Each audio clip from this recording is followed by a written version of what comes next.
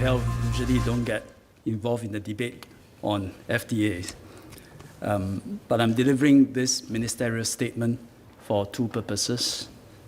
First, even before the general election last July, the PSP has repeatedly alleged that Ceca, meaning the Comprehensive Economic Cooperation Agreement between Singapore and India, allows professionals from India, and I quote, a free hand to come and work in Singapore, unquote.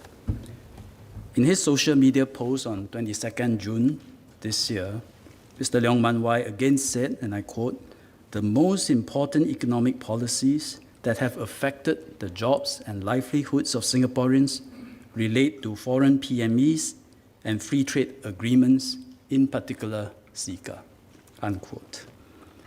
Mr. Speaker, these statements are false. They have been repeated for too long. I am a former trade negotiator at MTI when I was a civil servant. We worked closely on several FTAs.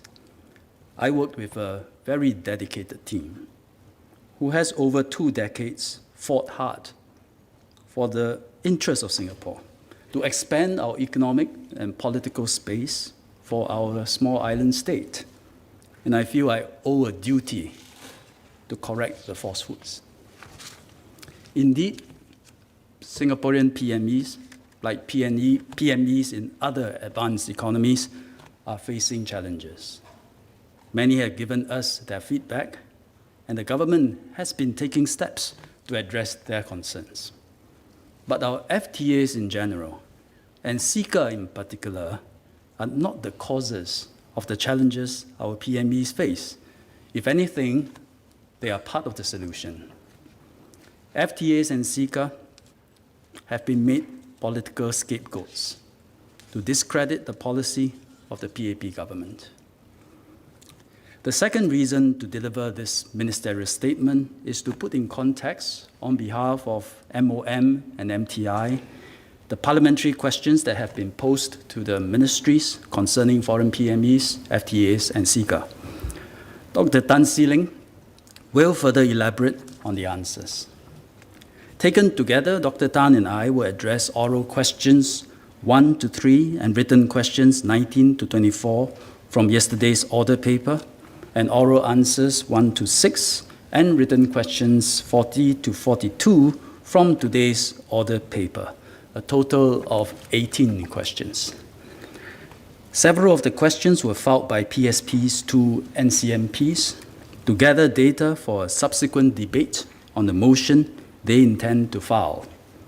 So where we can, we will provide relevant data to equip all parties for that subsequent debate. So let me recapitulate how we got here. First, as I mentioned, for months now, the PSP has alleged that FTAs and Ceca have led to the unfettered flow of Indian professionals, displacing Singaporeans from their jobs and bringing about all kinds of social ills.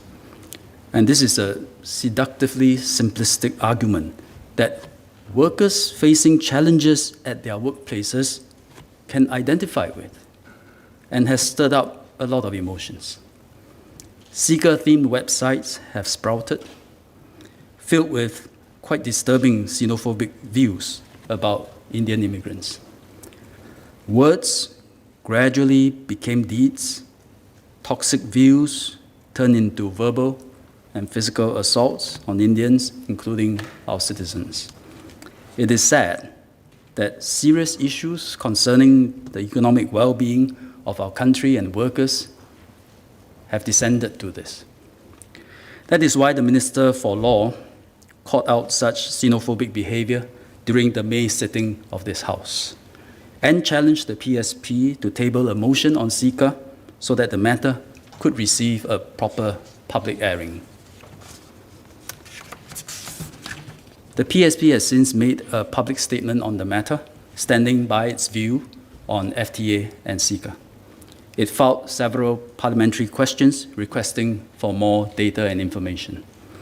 So today I will talk about the following. 1, what is fundamental to Singapore's ability to earn a living and survive? 2, why FTAs, including Ceca, advance our interests and are not the cause of the challenges faced by our workers. And 3, what then are the causes of Singaporeans' concerns and how do we address them? Dr. Tan will provide detailed answers to the specific questions, including providing the data which will be useful for our subsequent debate and putting that data in context. Let me start with the first question. What is fundamental to our economic survival? Simply put, we are too small to survive on our own, and we need to tap into the global markets to earn a living and be self-reliant. What do we have to start with? We have no natural resources, but we have one precious natural endowment, and that is our geographical location.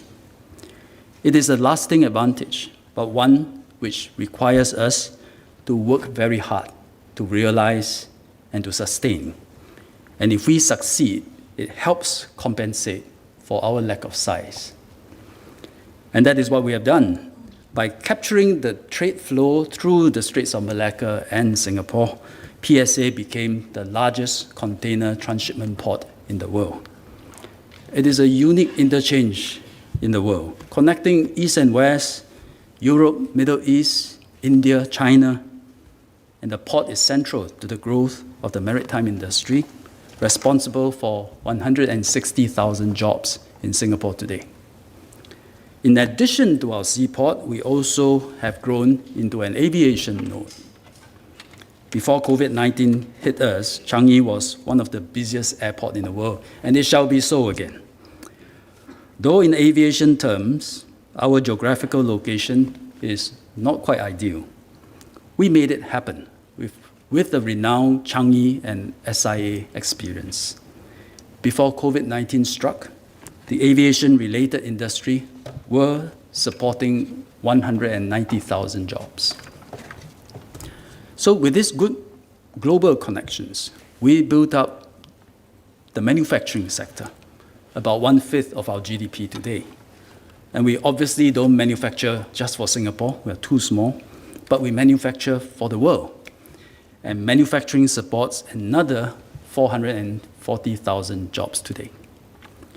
Our exports also include trade in services, and one growing services sector is financial services. And today, almost every major global financial services institution is in Singapore, carrying out a range of activities, including new ones, such as fintech and green finance. The financial services sector employs over 170,000 people. We are also becoming a center for technology, research and development. So many global firms, from FANG to BET and many more, are in Singapore. And they make Singapore their regional or global innovation center or engineering hubs.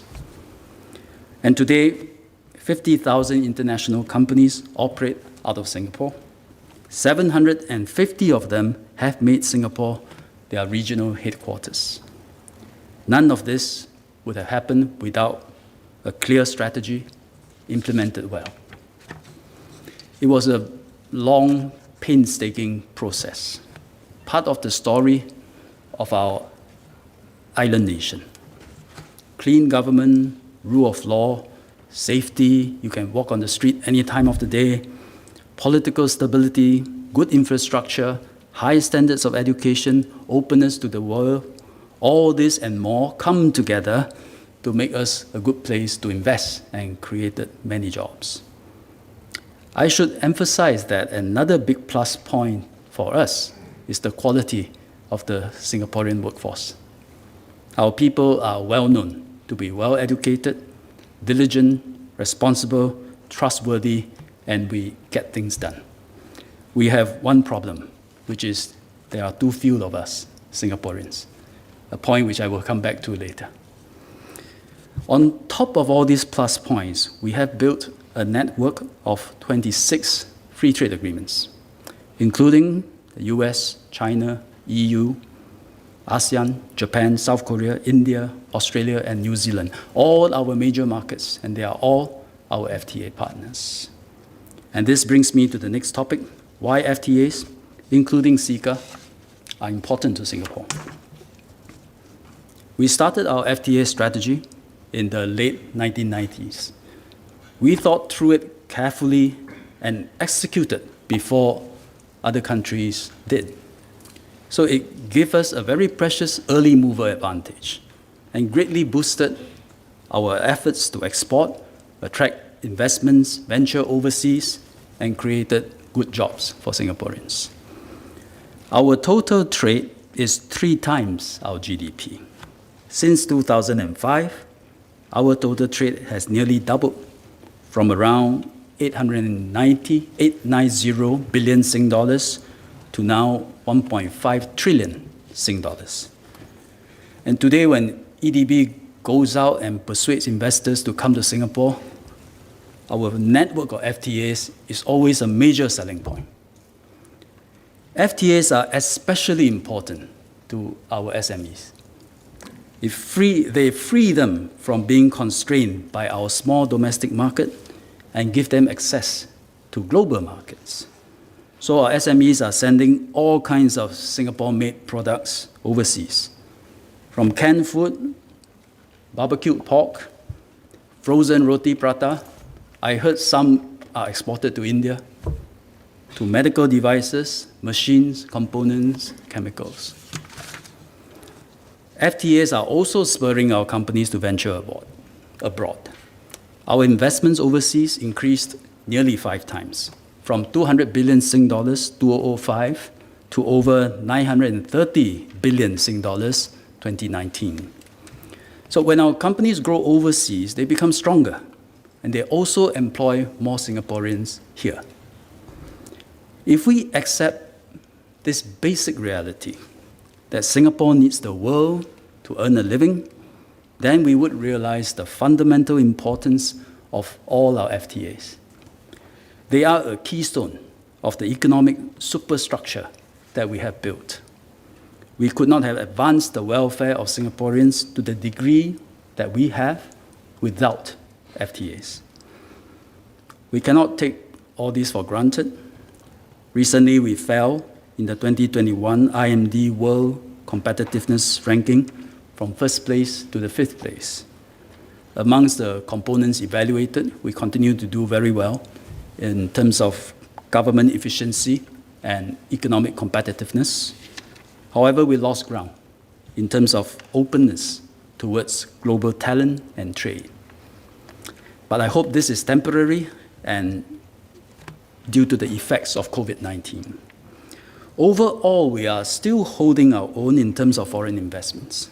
In 2020, even as 45 companies ceased operating their regional or global headquarters in Singapore, over 130 companies set up such headquarters here.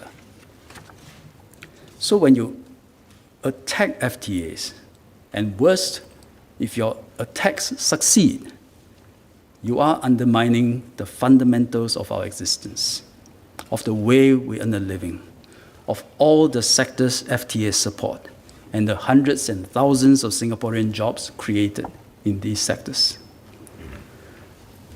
As the attacks on FTA, especially Ceca, have been very specific, let me now spend some time to explain how FTA works. And to prepare for this statement, I have to dig up my old negotiating notes and do quite a bit of revision and homework. Here it goes. The key disciplines of an FTA are as follows. It requires a country to remove or lower tariffs on substantially all trade between the FTA partners. This is of tremendous benefit to Singapore. Very good deal. Why? Because other countries customarily impose tariffs on thousands of items. We are already very open. We impose duties on only 3 alcoholic products: beer, stout, and samsu. All my years of negotiating FTA, I don't know what samsu is, neither have I drank it before. But these are our 3 tariff items. Hence, Any FTA that substantially removes tariffs imposed by both parties is inherently beneficial to Singapore. FTAs also require governments to accord protection to foreign investments and ensure that regulations are imposed fairly and equally on both local and foreign firms. They also set standards on protection of intellectual property. Singapore, we always protects foreign investments and applies our regulations fairly.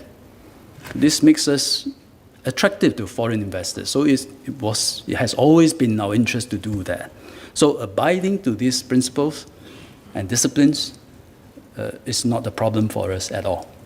In fact, as more of companies expand overseas and they create their own products, they too hope that Singapore can negotiate similar protection for them when they go overseas.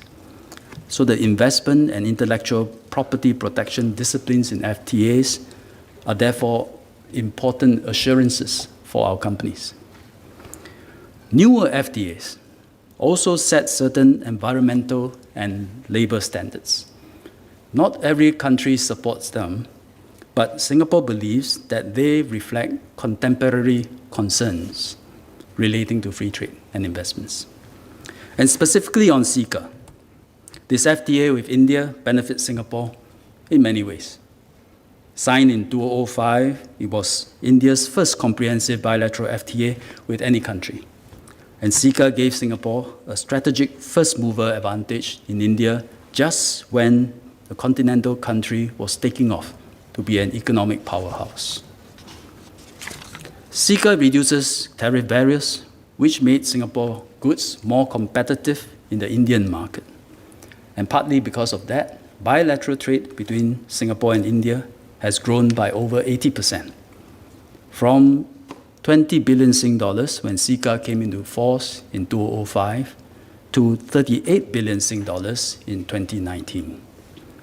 And similarly, Singapore's direct investment abroad in India grew by 50 times, 50, from 1.3 billion Sing dollars to 61 billion Sing dollars during the same period.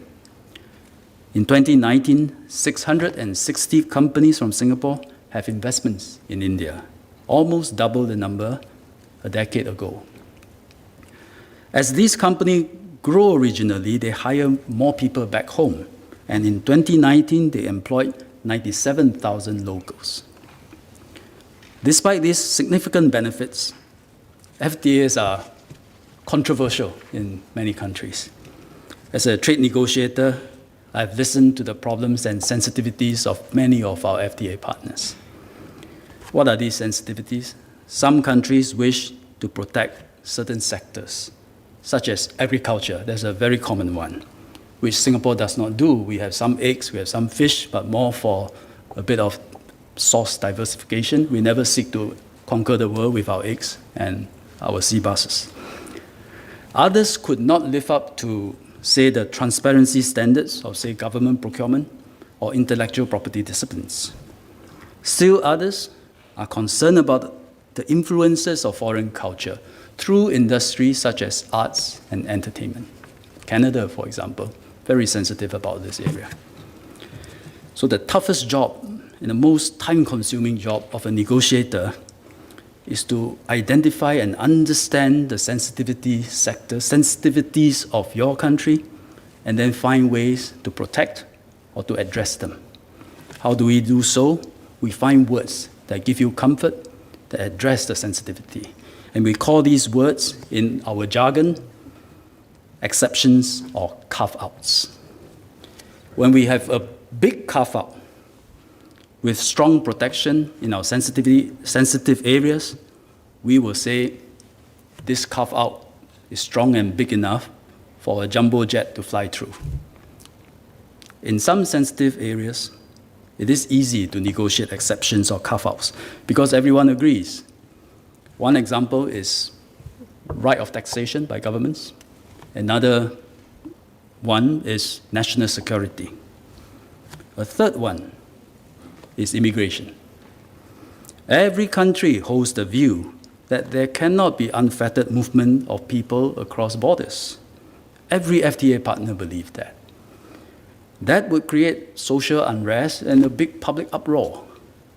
Governments must retain the ability to impose immigration and border controls, and FTAs cannot undermine that.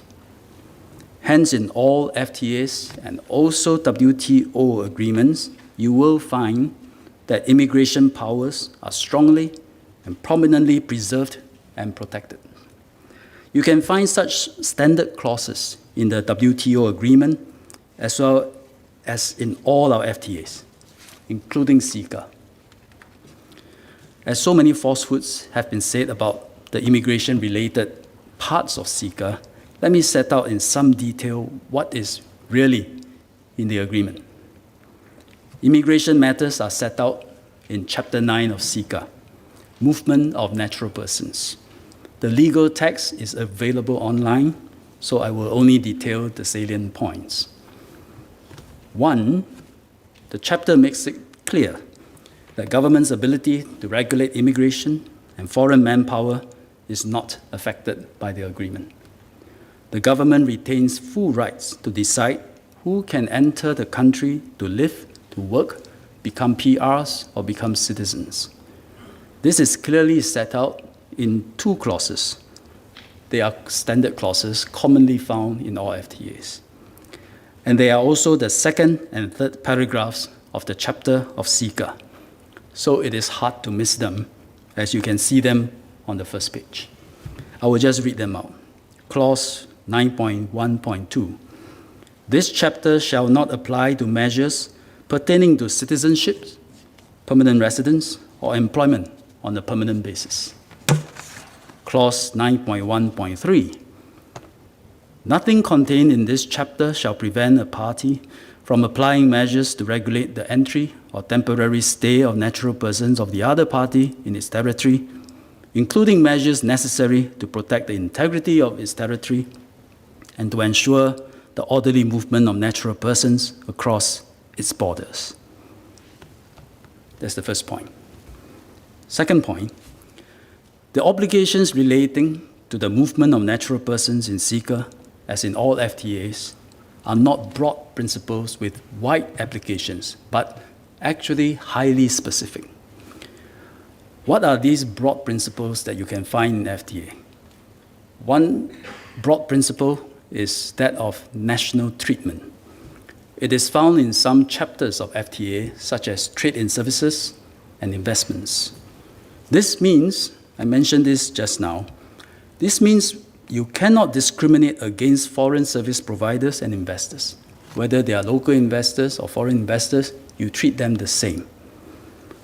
Regulations and benefits that apply to local firms must apply evenly to foreign-owned ones. So, if immigration had not been carved out and national treatment principle had been incorporated into Chapter 9 of Ceca, then indeed, Indian workers would have to be treated like Singaporeans and would have had free rein to come to live and work in Singapore. That is what the PSP claims, except that there is a strong immigration carve-out and national treatment is not found in Chapter 9 of Ceca, nor any other corresponding chapter in the FTAs that Singapore has entered into. Mr. Speaker, sir, I emphasize and underline and highlight and bold with bigger fonts, color red, that nothing in this agreement implies Singapore must unconditionally let in PMEs from India. Contrary to PSP's claim, our ability to impose requirements for immigration and work pass has never been in question in Ceca or any other FTAs that we have signed. Instead, then what are the obligations of Chapter 9 of Ceca? They are highly specific, such as require the parties to process applications for temporary entry with some expedition and with certain transparency, such as informing the applicants of the outcome of their applications and not leave them in suspense. A very reasonable thing to do and to agree to adhere to.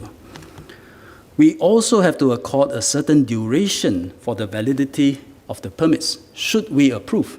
And approval must be based on them meeting our prevailing work pass conditions. Also very reasonable. Such a commitment on duration is also not something unique to Ceca, because similar commitments exist in other FTAs and are also found in WTO agreement signed by 164 members, including Singapore. Many parties to FTAs also commit not to impose labor market tests. This is a common clause in our FTAs, including with India, Australia, China, and the US. It means we do not insist that companies go through onerous processes and documentation to prove that no suitable locals will take a job before they can hire a foreigner. Companies in Singapore or any other places do not hire this way. What they do, the common and best practice, is to interview suitable candidates, consider them all fairly, and then make a judgment on the best person. And these are all market-friendly, widely adopted, reasonable obligations. Let me also specifically address two aspects of the chapter on movement of natural person in Ceca that has been singled out for criticism. First, the PSP pointed out that Ceca listed 127 categories of professionals and hence claimed that Indian nationals in these professions cannot freely come here to work for a year.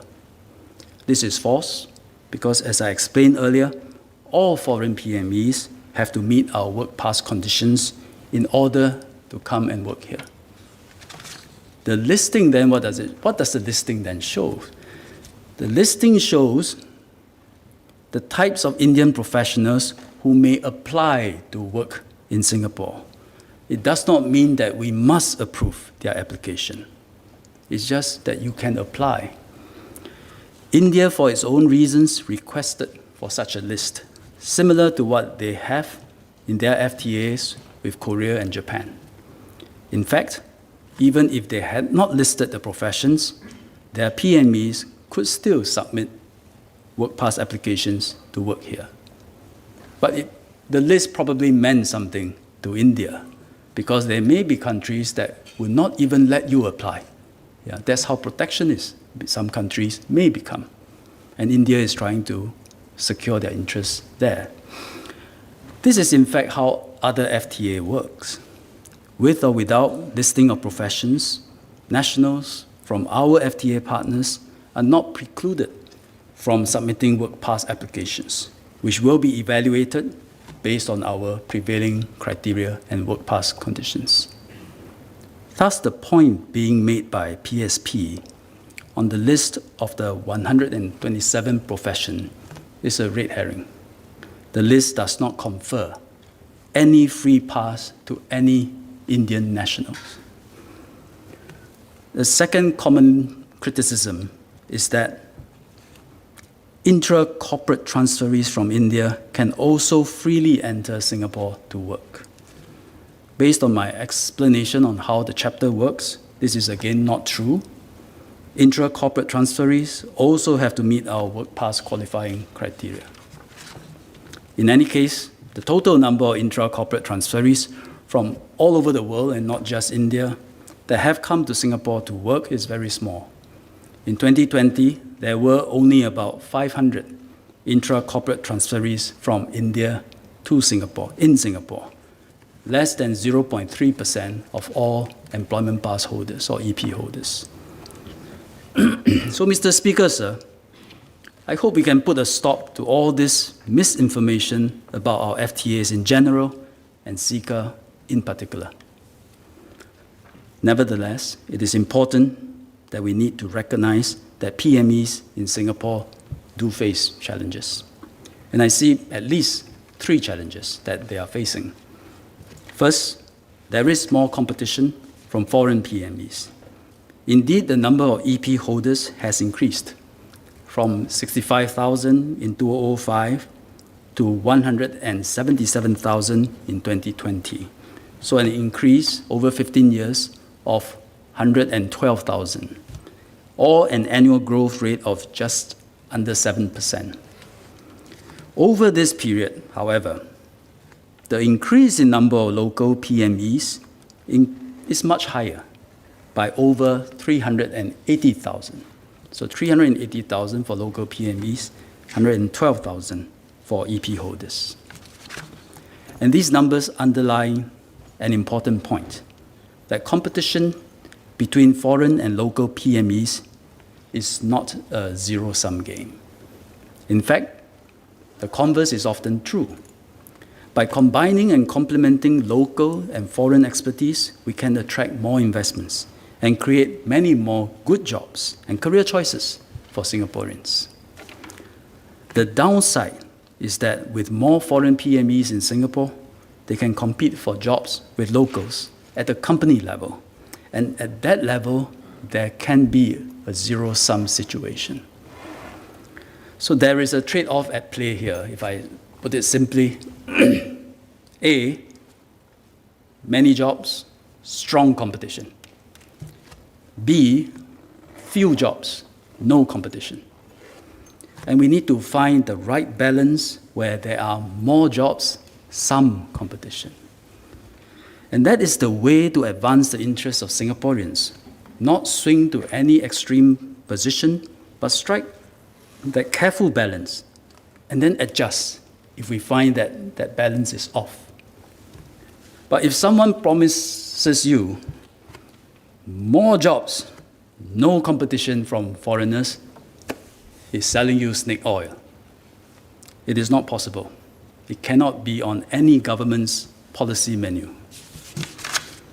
I should point out that besides complementing our local workforce to create more opportunities, foreign PMEs also help cushion the impact on the local workforce when times are bad. Because during a downturn, foreigners bear the brunt of job losses. During COVID-19, for the 12 months to April 2021, the number of employment pass holders dropped by about 21,600, and S-Pass holders fell by about 26,800, altogether 50 over 1,000 fall over the 12 months. On the other hand, local employment has been stable. Unemployment rate for local PMEs in June 2020, this is a labor market survey, so it comes out only once a year during June. So June 2020, unemployment rate for local PMEs, despite this is immediately after the circuit breaker, was at 2.9%. Resident unemployment rate, September 2020 was 4.8%, May 2021, 3.8%, came down by 1 percentage point. Without the foreign buffer, when our economy ran into trouble, the situation would have been much worse. Singaporeans would have lost many more jobs. So while the stock of EP and S-Pass holders can fluctuate, Singaporeans enjoy greater security of employment with help from various government measures, job support scheme, help firm, help enterprises keep their workers. We have a multi-ministry National Jobs Council, came up with many initiatives to help place displaced Singaporeans into jobs, including also a job growth incentive to help to encourage companies to hire local workers.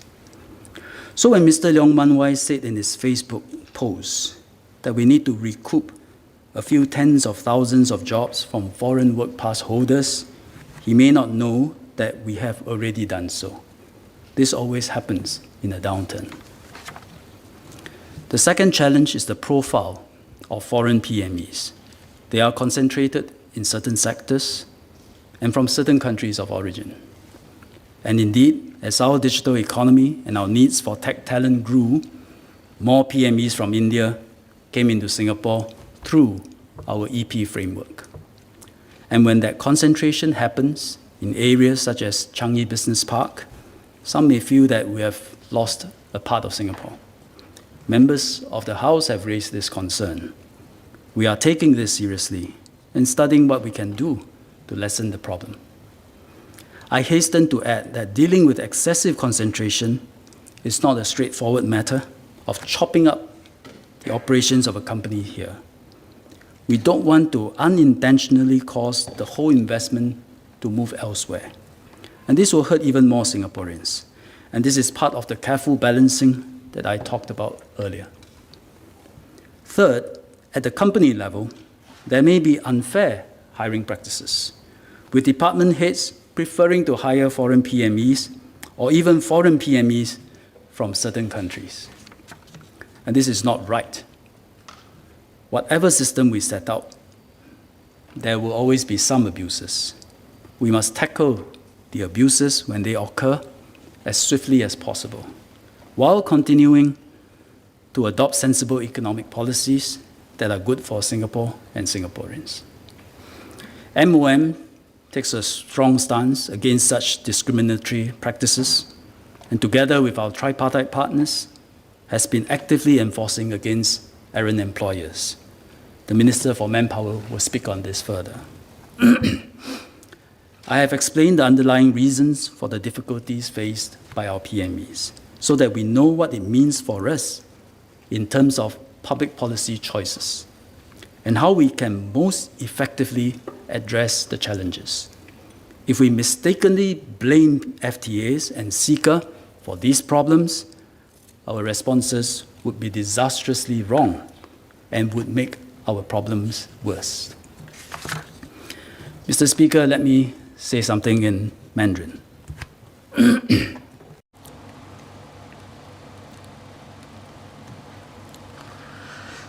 The government deeply understands the pressure faced by local PMEs where they are worried about being displaced by foreign PMEs.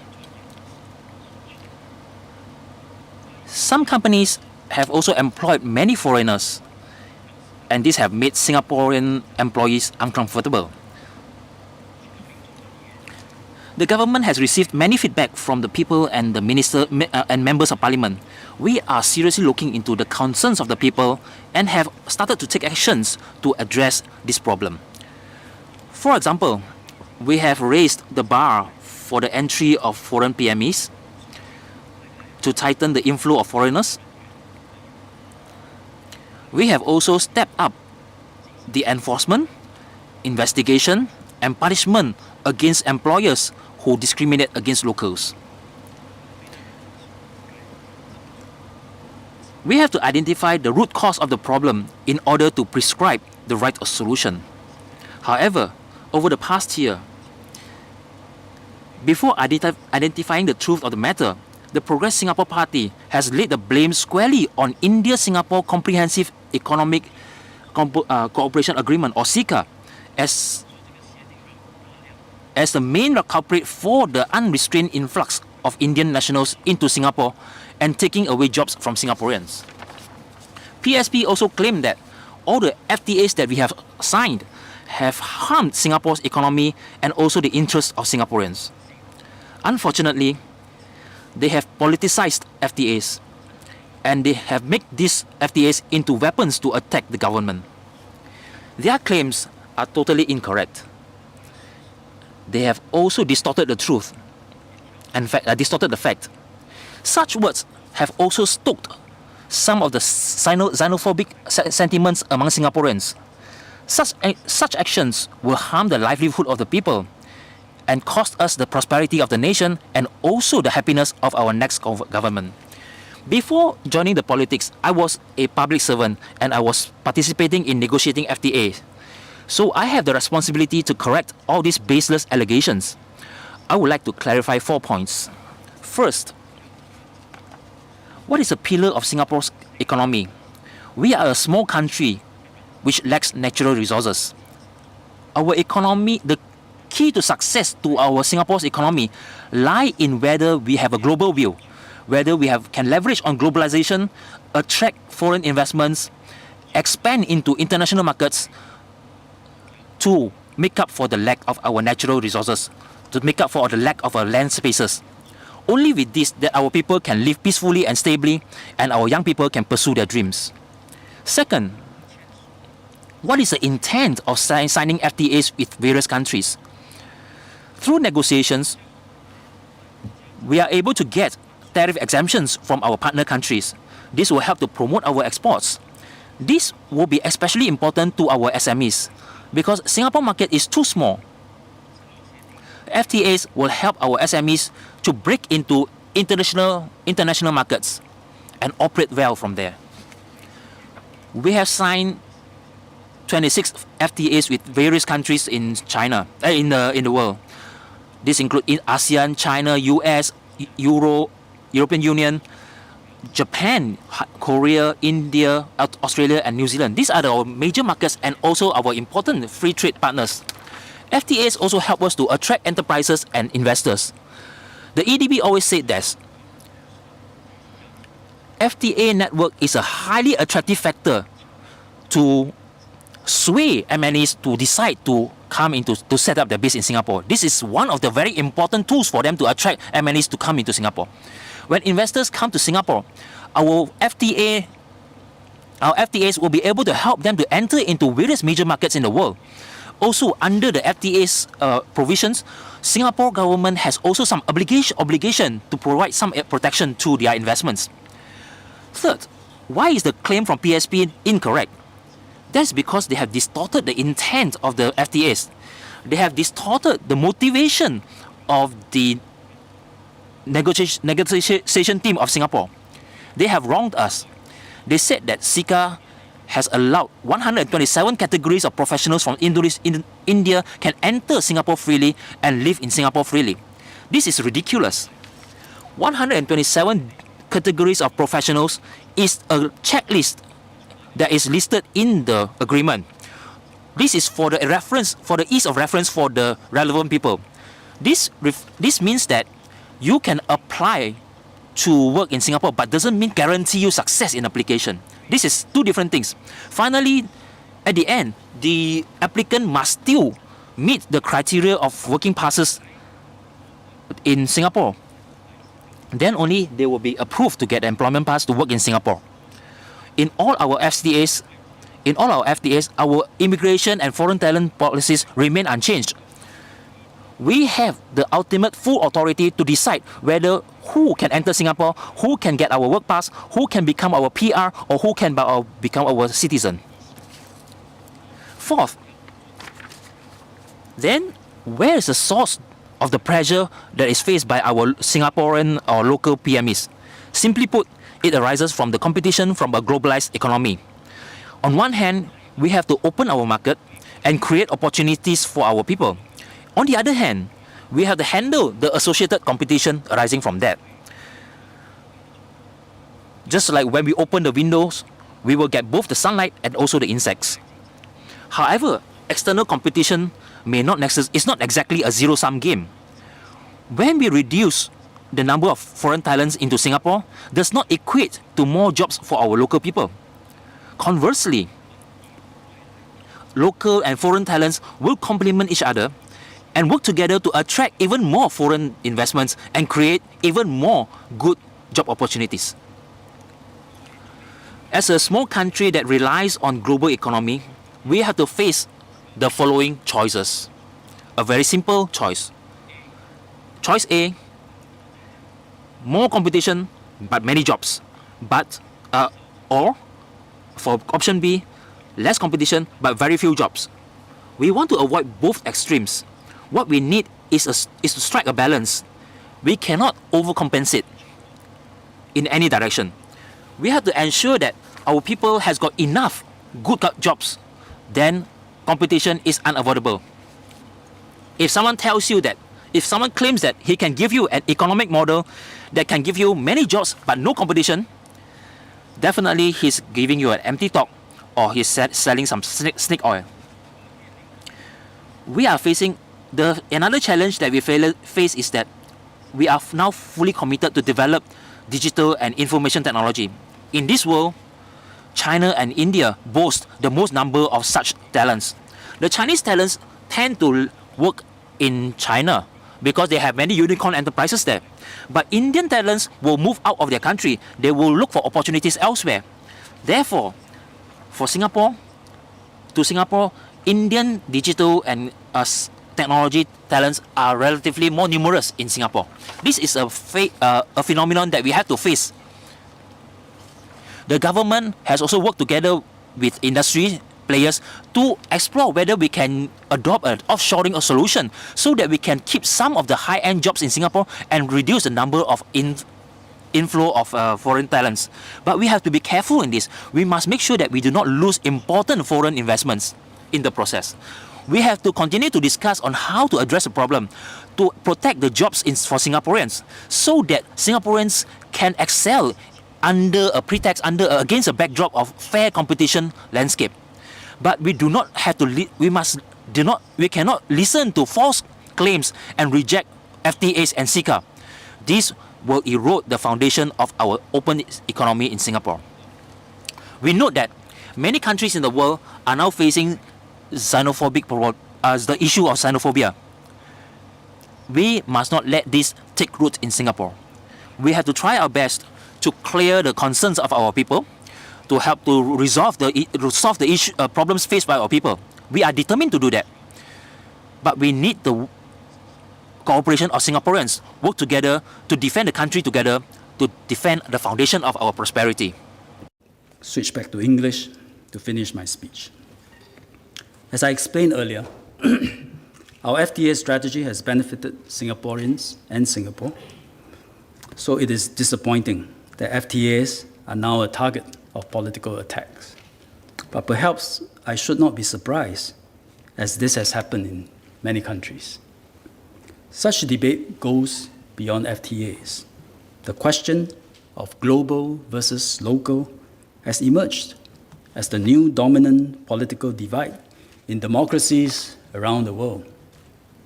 In the US, labor unions and various industry lobbies are against free trade.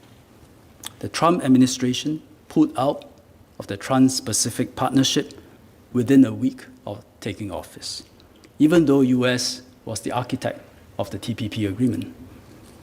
In the UK, Brexit was the culmination of a bitter political contest between those who want to be part of the European Union and those who wanted out.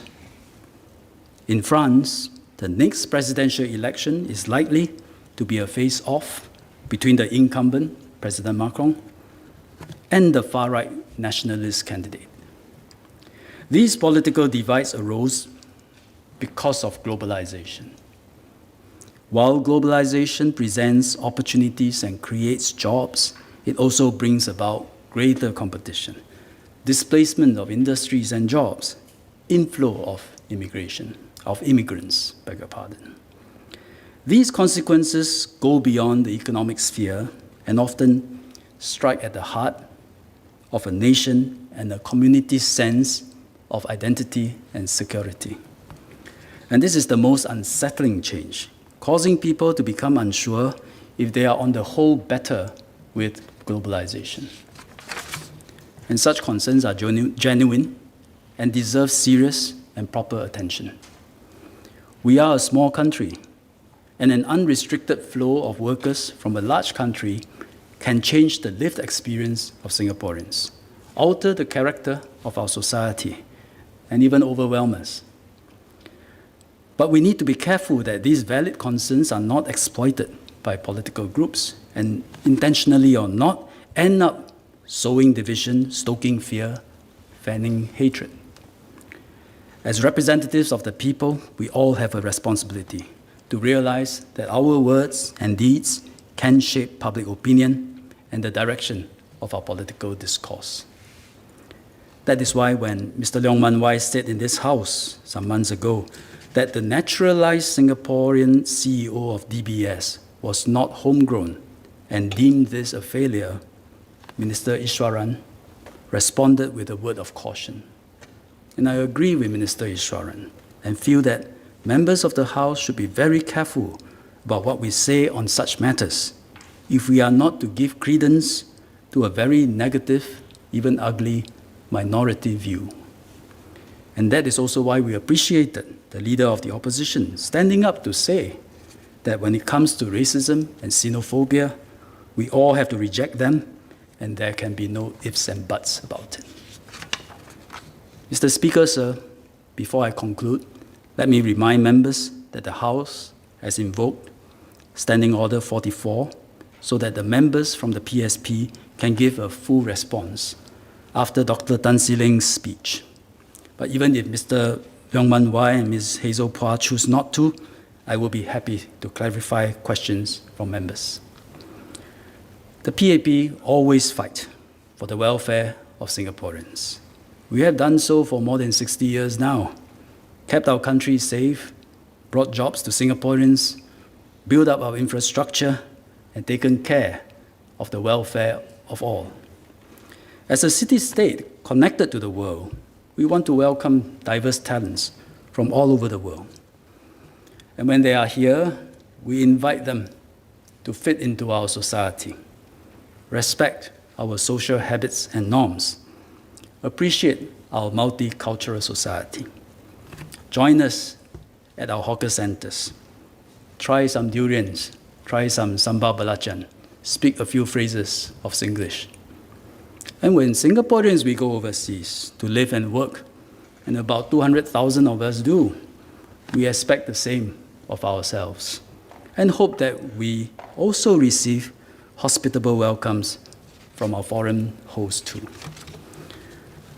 I decided to make this statement today so that we can approach the debate on the PSP subsequent motion with the right perspective and motivation. The House should continue to debate robustly the pros and cons of various policies to help Singapore navigate this balance between global and local. But we must not inadvertently shake the bedrock that has enabled Singapore to succeed. We cannot survive, we cannot earn a living without being connected to the world, without being welcoming to the world, without the House unanimously supporting our FTA strategy. And we must always be a big-hearted people, even while we grapple with the significant challenges of globalization to forge the best path forward for Singapore. Thank you, Mr. Speaker.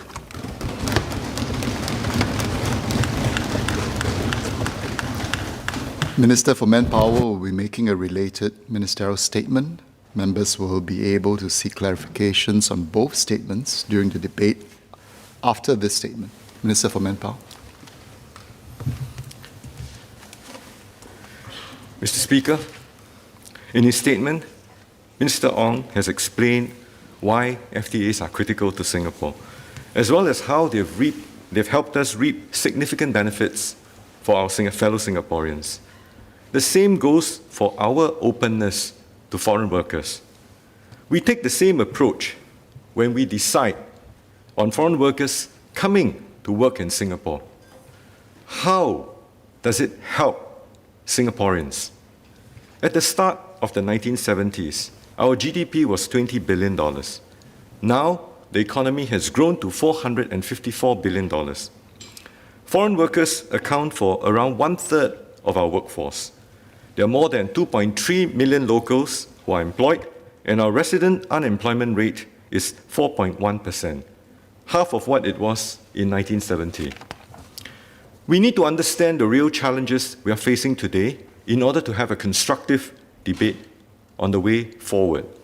And that is why we're having these two ministerial statements. I will explain with data, with details as to exactly how our foreign workforce policies are implemented in order to benefit our fellow Singaporeans. And I will also give our perspective on the real challenges that we face today and the real solutions that is demanded.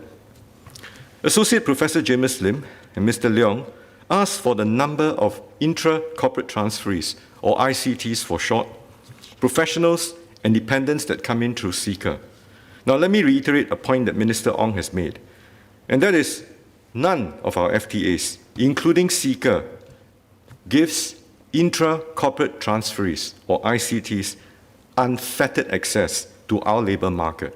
So please remember that. They all have to meet Ministry of Manpower's prevailing work pass criteria.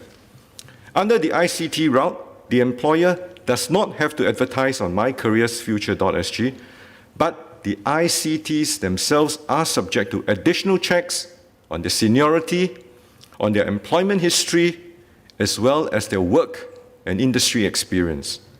They are also subject to more conditions in their eligibility to bring in dependents, whether they want to apply for permanent residency or future employment in Singapore. And if they have brought in dependents, the dependents do not have the automatic right to work here. They can only do so if they qualify for a work pass on their own merits. This is a very fundamental point, and I hope that everyone will remember this. So thus, and as mentioned by Minister Ong, the total number of ICTs has consistently been very small. In 2020, last year, there were only about 4,200 ICTs. Of these, about 500 were from India. That is 500 out of 177,000 EP holders in Singapore. As for the number of professional visas issued, I'm afraid to disappoint Mr. Leong. There is no such category within MOM. As Minister Ong explained, all 127 categories of professionals under Ceca currently come in under our regular work pass framework. Now, the PSP has made Indian nationals coming in through Ceca a focus of contention, but I'm afraid they've been barking up the wrong tree. The number of ICTs coming in under our FTAs, and in particular Ceca, is a very, very small number relative to the total number of EPs. So I suggest we set aside this red herring and move on, more importantly, to the heart of the matter. The heart of the matter is this: how do we, as a small country, devoid of any natural resources, remain open to global talent, for us to continue to create opportunities for our fellow country Singaporeans, while at the same time managing the attendant social repercussions? Singaporeans are pragmatic. They understand we need to remain open to global talent. However, they also face real challenges. In particular, they're worried about three things. First, that the growth in EP holders has come at the expense of our local PMEs. Second, that some workplaces have become more concentrated with a single nationality. Third, that there may be discrimination against local job seekers and employees. I've come from the private sector, and I understand and I empathize with these fears, these concerns, and these anxieties. I would like to address each of them in turn, because I want to lay out the facts and also share our approach in dealing with each one of them. Now, I'm not suggesting that all of our approaches are perfect. And obviously, we are always a work in progress. But we will continue to refine them in the light of our experiences, always with a focused view to having a system that will and that can deliver good jobs, good livelihoods, and a thriving economy for Singaporeans, not just for our generation, but for our future generations. And I hope this will enable us to arrive at a better understanding of the choices and the trade-offs that we constantly have to make. First, on the increased competition from foreign PMEs. In Singapore, today, we have one of the best local talent pools in the world. But it is insufficient to meet the breadth, the depth, the needs of the investments that generate the quality and the range of jobs that we have today. So when we bring in new investments, we will sometimes need to attract foreign expertise, foreign talent, while we build up our local capabilities. Ms. Hazel Phua, Associate Professor James Lim, and Mr. Satyandi Supat asked for the breakdown of local and of foreign workforce numbers by sector. Given the issue at hand, let me focus on EPs. As of 2020, we have around 177,000 EPs or employment pass holders in our overall workforce. Manufacturing and construction account for about 1/10.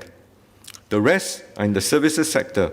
And if you look at the top 3 subsectors downwards, Infocom and professional services, collectively, these 2 sectors account for around 1/5 each, while finance accounts for another 1/7.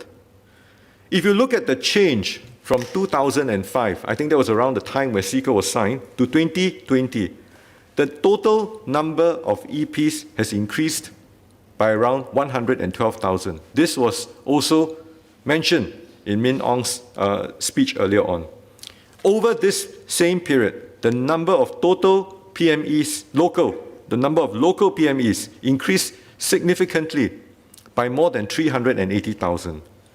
Now, there have been questions asked, both inside and outside of this House, whether most of the growth in local PME jobs was accounted for by Singapore citizens. If you look at our unemployment statistics, we provide the figure for Singapore citizens. The citizen unemployment rate over the past 10 years has been consistently low at around 3%. Hence, the answer must be a yes.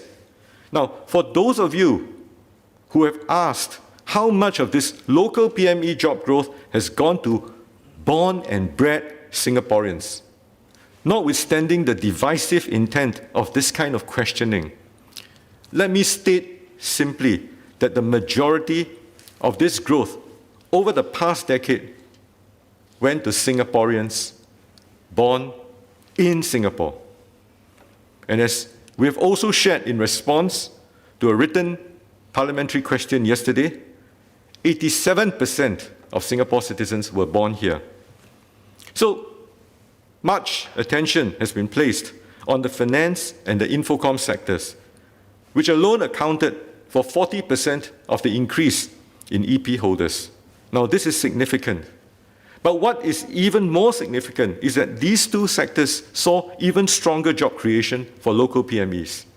In Infocom, the number of EPs increased by around 25,000. The number of jobs created in this sector alone for local PMEs was greater at 35,000. In finance, the number of EPs increased by around 20,000, but the number of jobs created for local PMEs was even greater at around 85,000. This is more than 4 times. Now, we focus on these 2 sectors because they bring good quality jobs. And Singapore, our beloved Singapore, can carve out an advantage and value add significantly in these areas. And as a result, there has been significant job creation. Now, as we attract foreign banks, Infocom companies to create jobs here, they will inevitably need foreign workers to complement the Singaporean workforce. I want to deal with a fundamental misconception, which lies at the heart of some of the things being misconstrued. When a company decides to come into Singapore to invest, and they need about 3,000 people, they may be able to find about 2,500 of these talents in Singapore, but they still need to supplement that 2,500 with the other additional 500 from overseas. Now, if we object and we insisted that the balance of that 500 must all come from Singapore, irrespective, then how do we expect that investment to take off? How do you expect that investment to come in? These 2,500 jobs for the locals would be compromised greatly. So the simple point is that while we have a good Singaporean talent pool, our pool is not large enough to fulfill all of the needs, the breadth and the depth of these enterprises. And very often, foreigners also bring in skills which complement Singaporeans' skill sets as well. So the misconception is that if we said no to the foreigners coming in, and the misconception people think is that these jobs they would have taken would therefore all go to Singaporeans. How can this be possible? I mean, this is a misconception. How do I know that this is a misconception? Because today, even as we speak, we still have 22,000 PME jobs that are not filled. Companies are desperate to fill these jobs. They would love to take in Singaporeans if they could, because Singaporeans are more productive. But these jobs up to now are still not filled. Perhaps Mr. Leong would like to think deeply about that and deliberate and offer us some advice. Now, Mr. Leong also suggests that doing away with foreigners will reduce the displacement of our older PMEs. I wish that was so. But private sector and the real economy do not operate this way. There will always be displacement of PMEs, whether older or younger, in any economy. Why? Because the business world is never static. Industries change, companies downsize, they expand, they relocate, they pivot, they transform. Now, even if, regardless of whether you're foreigners or not, that would not change because this is the function of the business world. What matters most for us is whether we are able to find jobs for these displaced PMEs. And to do this, we need an ecosystem where there is also new companies willing to come and start up in Singapore, new investments, new foreign direct investments coming in, and expanding multinational corporations. So far, I think we've done credibly in this regard. New jobs created have far exceeded the jobs that have been lost, and our employment rate has been kept low. And the re-entry rates for displaced PMEs are high. That said, it is not always easy or possible to find every single displaced PME an equivalent job in the same industry, especially if there's a skills mismatch. An IT sales manager who loses his job may not find a job as a cybersecurity expert, but we do our best to help them find jobs in other growth sectors. If we tell companies which want to invest in Singapore that they can only employ Singaporeans, or first, employ Singaporeans who have been displaced regardless of skills, I think the answer will be quite stark. They, I think, would opt not to come into Singapore to invest. All companies will want to hire Singaporeans, but companies will also need to have that flexibility to hire the best available talent from around the world to complement our Singaporean workforce. Now, I understand what displaced Singaporeans are going through. Rest assured, we are doing our best to help you and your families. But it is important that we go into the root cause of the problem, we are able to tackle it, and we are able to diagnose the situation accurately and not provide treatment to just treat and relieve the symptoms. Because only when we can identify the right solution, we are able to prescribe, we are able to provide the precise and the appropriate treatment. The fundamental question now is how do we strike a balance between ensuring that businesses have access to skill sets, to manpower, to grow and succeed, whilst creating opportunities for our local workers to grow and to progress. Our strategy to achieve this has always been two-pronged, ensuring that our workers can compete fairly and can compete strongly. So the first is to ensure that our local workers can compete fairly. We do this through our work pass controls. Our view our prevalent view is that foreign manpower should not come to Singapore just because they are cheaper to hire than locals. They should complement but not displace our local workforce. They should bring in extra skills to help the companies and at the same time create more Singaporean jobs. In line with these objectives, at the work permit and the S-Pass level, we have quotas and we have levies in place to regulate foreign worker numbers. We have been progressively tightening quotas. We have been progressively raising levies to reduce manpower reliance, spur job redesign, push for quality growth. Over the past decade, we have consistently and steadfastly held our course in spite of numerous calls from businesses to relax our rules. We commit to productivity-led growth because we believe many of these jobs have the potential to be transformed into good jobs that provide higher real wages and rewarding careers for Singaporeans. For EPs, we do not impose quotas or levies because there is fierce competition for global talent and worldwide shortages in areas such as tech and digital skills. A quota would be a hard cap that would limit our ability to compete at the high end of the global economy, while for a levy to have any impact or any effect at all on EP numbers, it would have to be set very high and would substantially increase business costs. Instead, what we have done is that we have focused on setting and raising the quality bar for EP holders through requirements on salary and qualifications to make sure that the EPs who come in are at the right level and they bring the right skill sets, the necessary expertise and experience to contribute significantly to our economy. Last year, we raised the EP minimum qualifying criteria. Last year we raised the EP minimum qualifying salary in 2 steps, from $3,600 to $3,900, and then we raised it again to $4,500.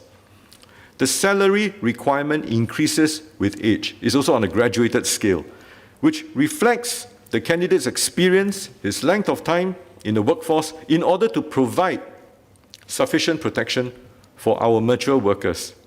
We also introduced a higher bar of $5,000 for applicants in the finance sector to take into account the higher wage norms in that sector. We will continue to review, we will continue to revise these thresholds regularly to ensure that they remain appropriate and they remain in tandem as our economy develops, as our skills, as our income levels go up. Mr. Leng has also previously raised in this House his concern that foreign EPs are cheaper to hire than locals, simply because their employers do not make CPF contributions. I think he fundamentally misunderstands the purpose of our CPF. CPF is set aside for our retirement needs. It can also be used for housing. As foreign PMEs who are not working in Singapore on a permanent basis, I don't think we should be responsible for their retirement adequacy or home ownership needs. Hence, I don't think it makes sense for us to extend our CPF benefits and coverage to them. Fundamentally, our CPF system is designed to benefit our resident workers, not to help attract or deter foreigners. Instead, when reviewing qualifying salary to maintain a level playing field, we take into account CPF contributions as part of the cost to employers. So that is packaging into the cost to employers. Now, Mr. Leong did not suggest that employers should pay foreigners CPF too. I think he realizes this. Instead, he says he wants to impose a $1,200 levy on EP holders. But as I've just explained, a levy is not the most effective or the right way to manage the population of foreign PMEs. I think that it would be better served, better managed by appropriately setting the right salary level for entry into Singapore. Ms. Hazel Phua has also asked for numbers on dependents in Singapore. Now, this is relevant insofar as they are competing with locals for jobs. As shared previously, the vast majority of dependent pass holders do not work during their stay in Singapore. The number of dependent pass holders who have sought employment in Singapore via a letter of consent. So they need, for dependent pass holders, up to May, if they want to work, they need to get a letter of consent, LOC. This number constitutes only about 1% of all work pass holders. In fact, if members would remember, we have already regularized the work arrangements of DP holders in May this year. And in May this year, DP holders who wish to work in Singapore can no longer obtain the letter of consent. Instead, they will have to qualify for a relevant work pass on their own merit. So they go through the normal routes. Now, there will always be calls from workers to tighten our foreign workforce policies further. Just as there will always be calls from businesses to relax them. And I can tell you that in my past life, I was also guilty of that.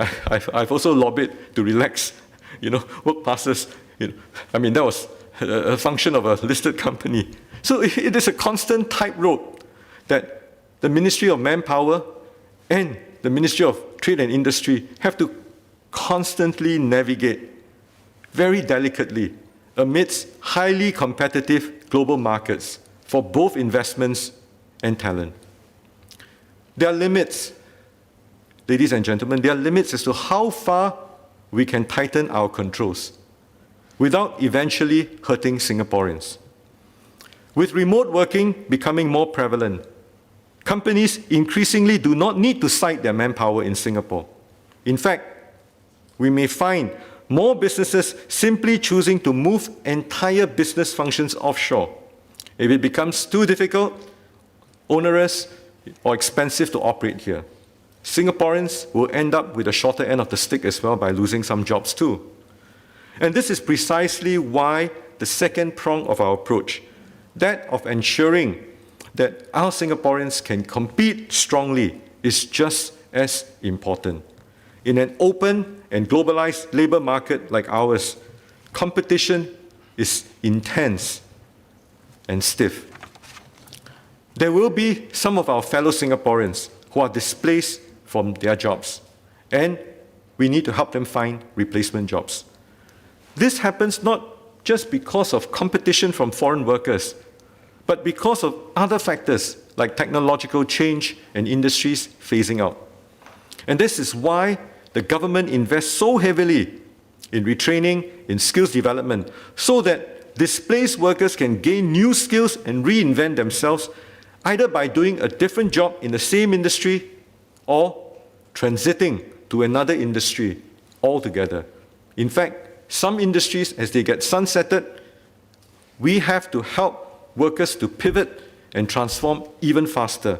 And really, that is the subject of the 23 industry transformation maps that have been set up over the last couple of years. As Mr. Lim Swee Say used to say, in Singapore, we are unable to guarantee your employment, but rest assured, we will work very, very, very hard to ensure your employability. Upgrading skills and staying relevant is ultimately our workers' best form of protection. We do this through our system of education, through training, and that goes beyond formal schooling. We do this via Skills Future. We also help displaced Singaporeans through job facilitation and support. COVID-19 has been an especially difficult time for many Singaporeans, and therefore we have stepped up support. As announced at budget this year, we have extended the SG United Jobs and Skills Package, the SGUJS. Ministry of Finance has set aside an additional $5.4 billion to support the hiring of 200,000 locals through the Jobs Growth Incentive, JGI, and provided 35,000 traineeships, attachment, and training opportunities just this year alone. These programs are in addition to long-standing programs such as Workforce Singapore's, WSG's career conversion programs. And to make our career matching services even more accessible to locals, WSG has set up in 24 HDB towns this SGU JSCs, that means the SG United Jobs and Skills Centres in all 24 HDB towns. The retrenchment task force, led by WSG and supported by NTUC's E2I, reached out to nearly all retrenched workers in 2020. And of those who took up the task force employment facilitation assistance, you'd be happy to note that more than 2/3 of them have found jobs within 6 months. Ms. Mariam Jafar asked about the effectiveness of the different capability development schemes in building a local talent pipeline. As of end April 2021, more than 110,000 locals have been placed into jobs and skills opportunities as a result of the SG UJS package. Within the first 3 months of implementation, the Jobs Growth Incentive supported 27,000 employers who hired 130,000 new locals. With the support of employers and the unions, the policies that we have put up have preserved jobs for Singaporeans amidst the crisis of our generation. The numbers speak for themselves. Total employment in 2020, excluding migrant domestic workers, shrank by 166,600.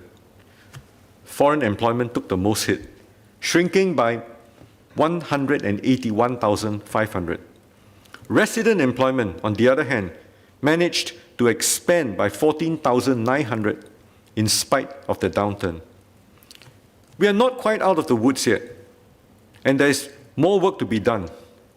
But, ladies and gentlemen, let us also build on what we have collectively achieved so far.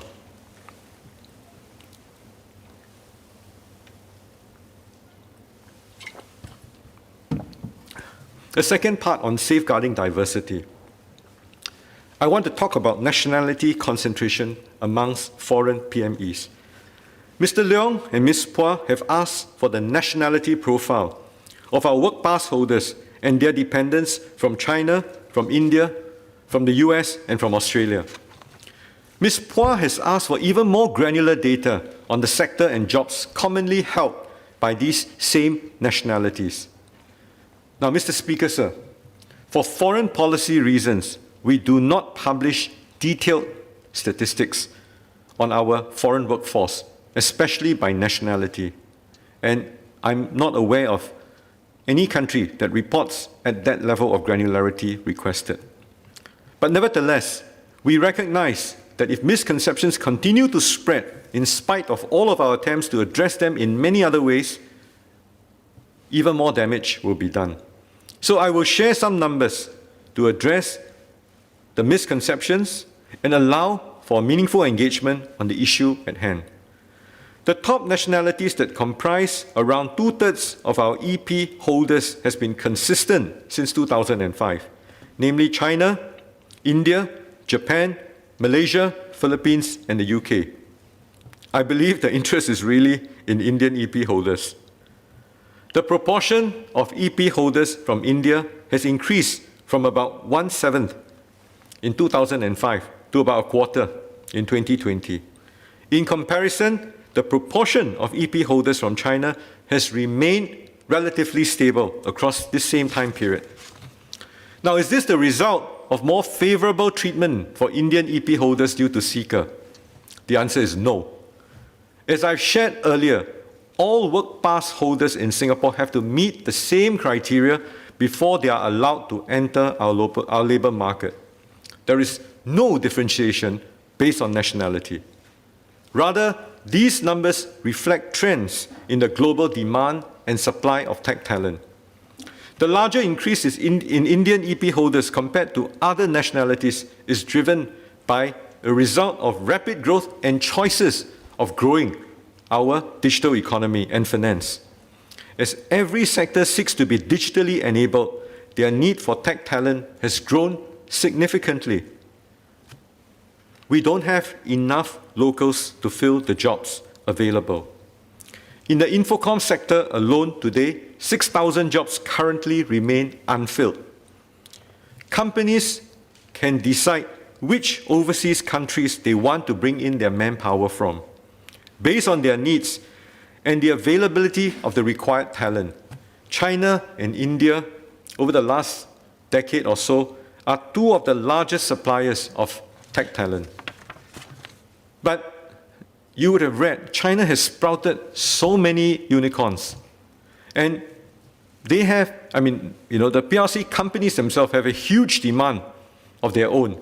So many Chinese talent decide to stay in China to work. And I can tell you that this is the numbers that we're seeing across the construction industry amongst the migrant workers as well. I think prior to my coming on board as Manpower Minister, I think many members here would know that I deal with the DOMs most of the time. So I can share with you the same statistics. Now, India's talent, on the other hand, they have continued to look outwards. They have also the advantage of being English speaking. Now, this phenomenon is not unique to Singapore. It is global. India is the largest country of origin for international migrants. This is in the 2021 January UN DESA report. In 2020 alone, it accounted for 18 million international migrants, up by 10 million from 2000. India has grown to become the second largest source of immigrants in the US, the third largest in the UK, and these two countries are also heavily invested in developing the technological capabilities. Now, our companies, our industries, our enterprises, they are both creators, as well as they are creators of technology, but they are also adopters of the talent that is needed to create these technologies. Given our relative shortage of manpower, even if the workers don't come from India, they will come from somewhere else. Now, I hope that Mr. Leong is not objecting to Indians per se. The point I think we should ask ourselves is this: are they helping our companies? Are they helping our enterprises? Are they helping us to grow our economy and create better Singaporean jobs? The answer is yes. It is not surprising, however, that this increasing concentration has caused some social frictions and anxiety to Singaporeans. In some ways, this is understandable. And to some, we may even say that it's expected because these EP holders are transient.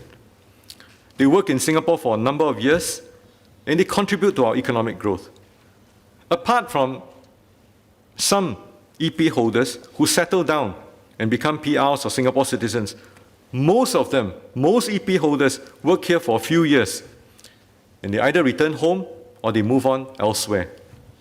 So it is to be expected that they are different, and we do feel that they are different. And this is the challenge of living in our multicultural society and a globalized world, as Minister Lawrence Wong spoke about recently. This is something that we will have to proactively, and we have been constantly monitoring and managing. Indeed, when a single nationality becomes too prominent, and that can have a disproportionate impact on our existing culture, our beliefs, it can cause our fellow Singaporeans, ourselves included, to feel less at home in our workplaces and in our neighborhoods. In the early 2000s, we experienced a similar situation when the share of PRCs in our foreign workforce increased significantly before tapering as China's growth took off. Both then and now, the larger numbers did not go unnoticed, and they created frictions within our communities. We understand these concerns, which is why we review and we update our work pass policies regularly. We always seek to balance the needs of our economy with the needs of our society. We have to bring in the talent and the skills to keep our economy growing, while tracking that the number of foreigners in our midst stays at a level that we are able to cope with and manage the social frictions that will arise from time to time. Now, this is a series of trade-offs. It is not going to be a once-off adjustments. It will be a constant balance that we have to continuously monitor and get right. Today, the government does monitor the concentration of nationalities at the firm level. Mr. Leong asked whether the threshold percentage of a company's workforce from a single nationality is a criterion for the Fair Consideration Framework or FCF watch list. The answer is yes. In shortlisting firms, Manpower Ministry looks at whether they have a high concentration of foreigners from a single nationality source, in addition to a high source of foreign PMETs relative to their industry peers. However, being flagged in the FCF watch list is not evidence that the firm has committed any wrongdoing. Potentially, it could be a sign that some unfair hiring may be occurring. The purpose of this watch list is to have the Tripartite Alliance for Fair and Progressive Employment Practices, or TAFEP, actively engage these companies to review and improve, where needed, their hiring practices and their human resource capabilities. The majority of the firms are cooperative. They respond positively and they exit the watch list. Now, for the small minority that are unresponsive, they can have their work pass privileges curtailed, or they can be suspended for a specific time period. And this is not a small penalty. Today, this is an effective process, albeit intense, resource intensive. We currently have about 400 firms placed on the FCF watch list. Now, there are limitations in terms of the reach and the number of firms that we can put through this process. We will be looking to complement, to strengthen the FCF watch list with a more scalable approach. As mentioned in MUM's Committee of Supply speech this year, we are also exploring further refinements to our EP framework. Today, we rely primarily on salary as a gatekeeper to select complementary talent, because this is easy to understand and administer. But we are also exploring further refinements, further additional refinements to achieve our objectives of a strong Singaporean core, complemented by a diverse foreign workforce. I hope to share more details in due course. Last but not least, I want to deal with discrimination. We know not all employers play by the rules. We have zero tolerance towards discriminatory hiring practices. All employers are expected to comply with the requirements of the FCF and not discriminate on characteristics that are not related to the job. When it comes to hiring foreign PMEs, employers must first advertise on mycareersfuture.sg and consider all candidates in the local workplace fairly before submitting a work pass application. TAFEP investigates potential cases of pre-selection based on proactive surveillance. We use data analytics and AI as well to find out. So we actually sort of study the data quite aggressively. So we also receive complaints from the public and we act on them as well. Since its introduction in 2014, the Ministry of Manpower has been progressively enhancing this framework. In January 2020, we stiffened penalties further for discrimination cases so that errant employers can have their work pass privileges suspended for at least 12 months and sometimes up to 24 months. Last year, we extended the FCF job advertisement requirements to cover S-passes as well as EPs. And we doubled the minimum advertisement period from 14 days to 28 days to give local job seekers more time to respond to job openings. Mr. Liang Ying-hua has asked about the results of our efforts. Over the past 3 years, TAFEP has handled an average of 170 nationality discrimination cases arising from complaints annually. The top 3 sectors making up about half of the complaints are the wholesale and retail trade, administrative and support services, and other service activities. These cases are investigated by TAFEP, and where warranted, they're referred to MOM for enforcement. Going forward, we will do more to clamp down on egregious employers with discriminatory employment practices. Several MPs like Mr. Louis Ng, Mr. Patrick Tay, and Mr. Vikram Nair had earlier suggested strengthening our levers to give more bite to our tripartite guidelines on fair employment practices. We take these suggestions seriously, and we have been studying various options. Ladies and gentlemen, on a fundamental level, the government's goal has always been to create a better life and a future for Singaporeans. We do that through growing the economy, through enlarging the pie so that more locals can enjoy better jobs and a higher standard of living. We do that by tirelessly building up the Singaporean core through a world-class education system, through continuous upskilling and reskilling. And we do that through working closely with all stakeholders involved to stamp out discriminatory employment practices and ensure a fair playing field to protect our Singaporean workers. There are careful balances and trade-offs to be made all the time. The government is intent on keeping this balance right to achieve the goal of creating win-win outcomes for all. MUM will always be both pro-worker and pro-business, and this is necessarily a joint effort. The power and the responsibility to make this happen does not lie with the government alone. Businesses must be fair and progressive employers. They must win the confidence and the trust of their employees and the wider public by investing in a strong Singaporean core, even as they complement it with a diverse foreign workforce. Workers, too, must adopt a growth mindset and continuously develop their skills.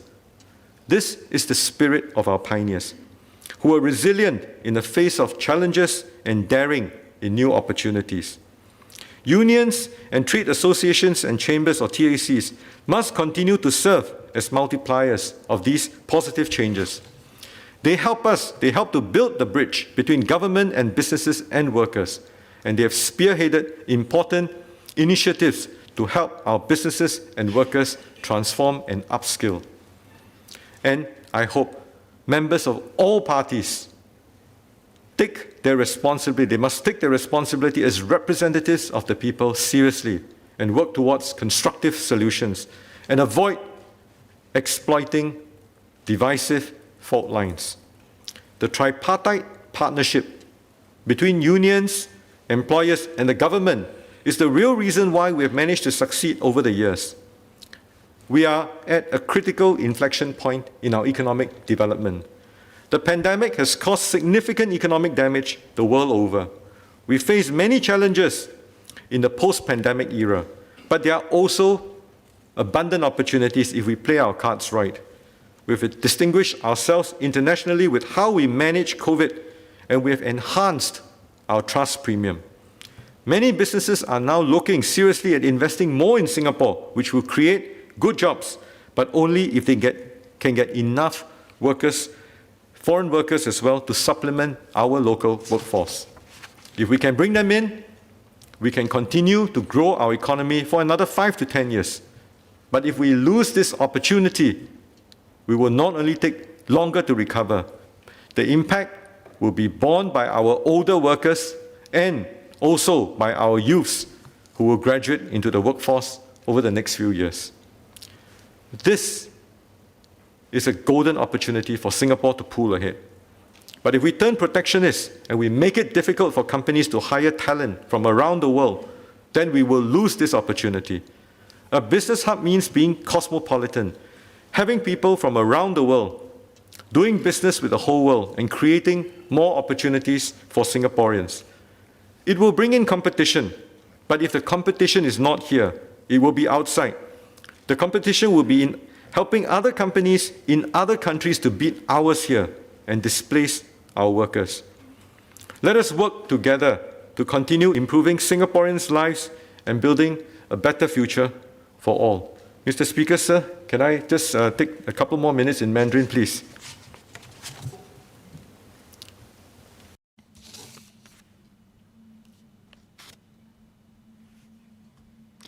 Since independence, Singaporeans have always been at the heart of Singapore's economic policies.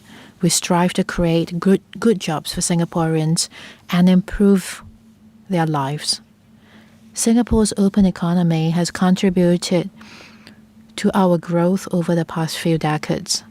We've not only attracted many MNCs to invest and set up regional headquarters here, we've also helped many local enterprises seize the opportunities and open up overseas markets. Foreign companies, especially those in specialized or emerging sectors, will inevitably need to bring in foreign talent to supplement skills that may not be developed or temporarily lacking among Singaporean workers. These foreign professionals can transfer specialized skills to Singaporean workers during the startup period or the development period, the build-up period for their own companies. And over time, Singaporean workers will be able to acquire new skills and raise their own competitiveness and upgrade themselves. I understand that these foreign professionals have put a certain amount of pressure on Singaporeans in their own job search and employment prospects. Some Singaporeans may feel that the competition is now more intense than the past, or that they're being treated unfairly when they apply for jobs. Others may worry that Singapore's social structure will change. I understand Singaporeans' concerns, and in this regard, the government will continue to safeguard the livelihood of Singaporeans even as we promote sustained economic growth. This is our firm commitment. As such, our policies are two-pronged. We want to ensure that Singaporeans continue to have good jobs. Over the past few years, we have gradually tightened the quota for foreign workers, especially for S-Pass holders. Last year, we raised the salary bar for employment pass holders twice to ensure that those brought in by companies are indeed foreign talent. At the same time, we have invested heavily in Singaporeans to ensure that they maintain a competitive edge in the international workforce and will be able to succeed on their own merit. Secondly, we want to ensure that Singaporeans are treated fairly at work. We have therefore updated the Fair Consideration Framework to impose harsher penalties for errant work employers. The Ministry of Manpower is also exploring how to further improve the employment pass framework. As the saying goes, life is like sea waves with the occasional ups and downs. Be it good luck or bad luck, we still have to work. To sing it in Hokkien, you know. 多年 knows that it's a Hokkien song. 多年来，新加坡 Over the years, Singaporeans have gone through many ups and downs, and 面临这场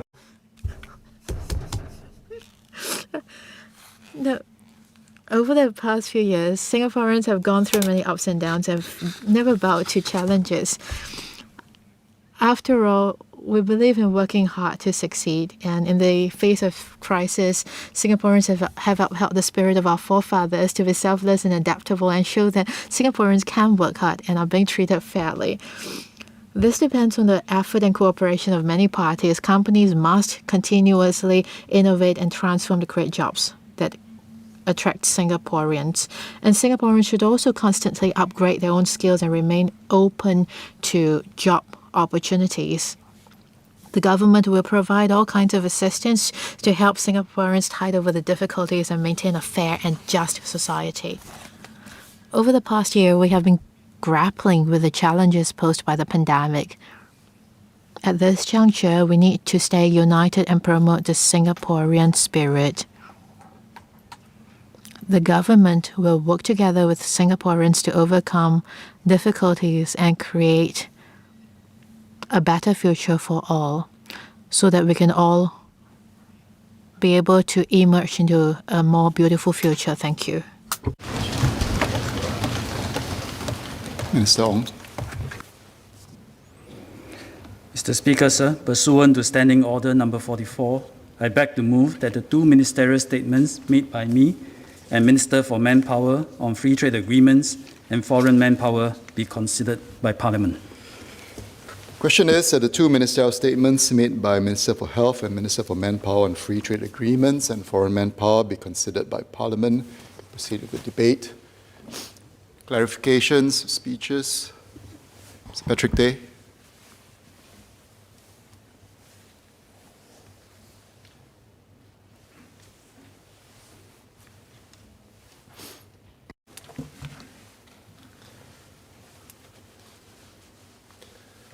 Mr. Speaker, sir, I thank both ministers for their statements and wish to provide my comments, clarifications and suggestions on this sensitive and important topic which concerns Singaporean workers, especially our professionals, managers and executives.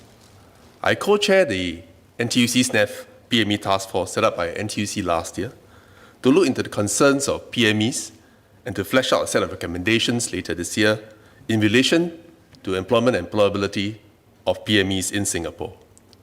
In the past 6 months, we have surveyed and engaged through more than 15 focus group sessions about 8,000 professionals, managers, and executives to better understand their concerns, fears, and anxiety, and ideate proposals to overcome them. We have heard ground sentiments on a plethora of issues, challenges faced by Singaporean PMEs. On the top of their mind is job security amidst this COVID-19 pandemic.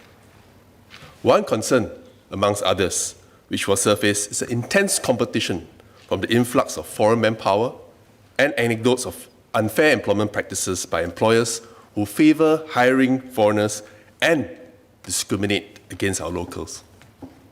Some PMEs share with us their personal experiences of foreign hiring managers bringing in co-workers of the same nationality, while others have shared about disguised discriminatory practices at work, where they felt ostracized when their foreign colleagues who form majority of the team communicate in their native language at work and through the unfair allocation of off days given to their foreign colleagues during public holidays by their supervisors of the same nationality.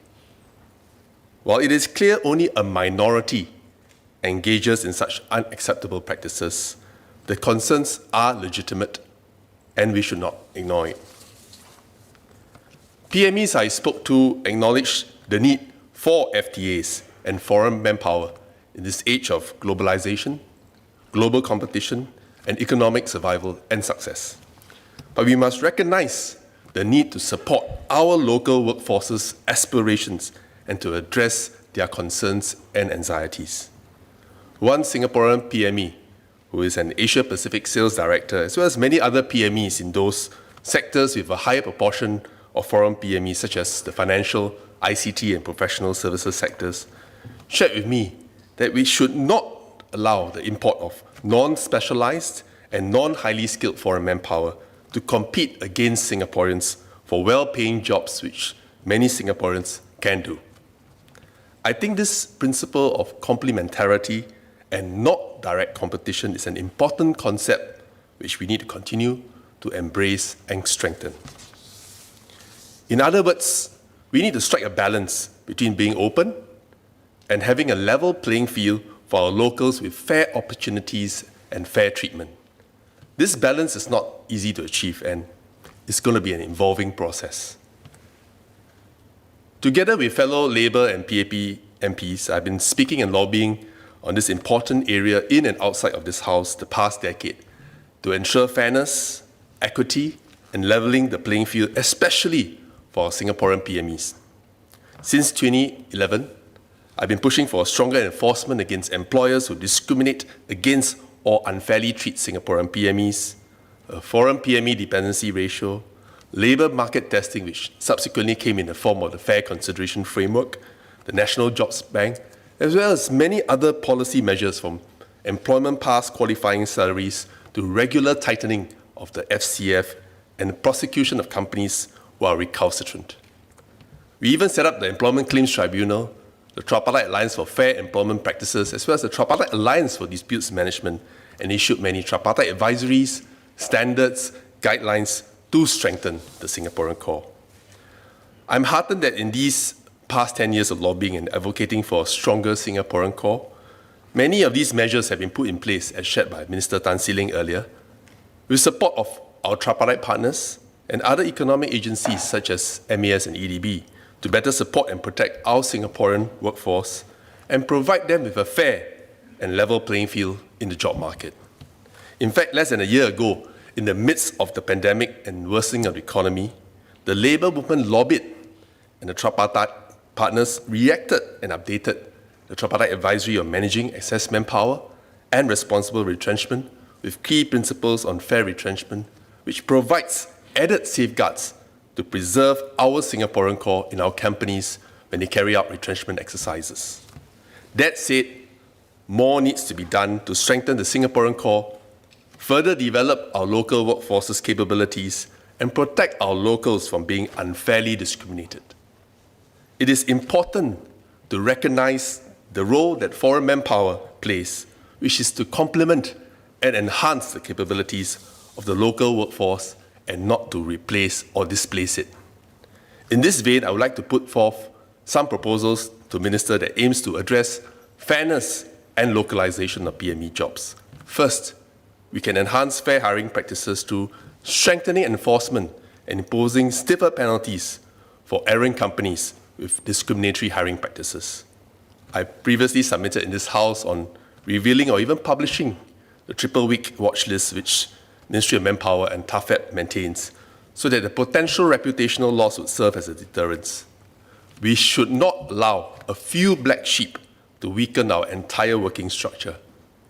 I further submit that MOM should consider giving TAFEP even more teeth and bite through expanded powers of investigation, enforcement, and even meting out punishment. Second, we can level the playing field for local PMEs by enhancing the EP application review process to move beyond looking at individual applicants' educational qualification and salaries, and pay close watch to sectors with particular imbalance. Finally, we need to ensure that locals have fair access to PME roles and progression opportunities to improve localization of jobs in high-growth sectors. As I have lobbied before in this House, it's imperative that we ensure concerted, structured, institutionalized, and mandatory skills and knowledge transfer from these foreign PMEs to our local PMEs within a stipulated and agreed time frame, as employers bring in foreign PMEs to fill skills or knowledge gaps in their current workforce. This will help to develop a pipeline of local talent, and at the same time, we will also need to build our leadership bench strength to ensure that Singaporeans can benefit and take up leadership roles in multinational corporations that we bring into Singapore. To sum up, to say that we have found the silver bullet or antidote will not be an easy one, as it's going to be a treadmill journey, a treadmill. We need to constantly watch our step, keep pace, and stay in touch with the pulse. Pay close watch of the economic competition and competitors, keep pace with the changing demographic profile and the future of work, and stay in touch with the pulse and heartbeat of Singaporeans, their stresses, aspirations, interests, and well-being, because every worker matters. Thank you. Professor Hun Hien Teck.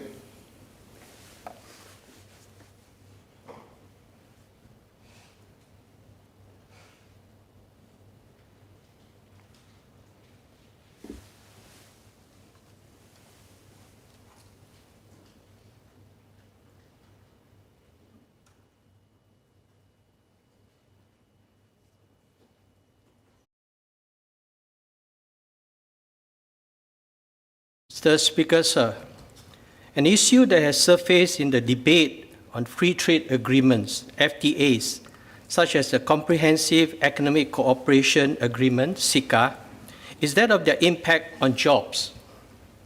It is important to state at the outset that the number of jobs in an economy is not an immutable datum. Rather, it is variable, and it is the result of the net effect of the pace of job creation, which adds to the number of job vacancies, and the pace of job destruction, which reduces the number of job vacancies. In the first few decades after gaining independence, the World Trading System under the General Agreement on Tariffs and Trade, GATT, steadily reduced tariff rates and lowered trade barriers. The World Trade Organization, WTO, was established in 1995 as a multilateral institution that facilitated the signing of agreements in areas such as services, investment, and intellectual property. This enabled the Singapore economy to attract multinational corporations, MNCs, to base production in Singapore, thus creating jobs and sell into the world market.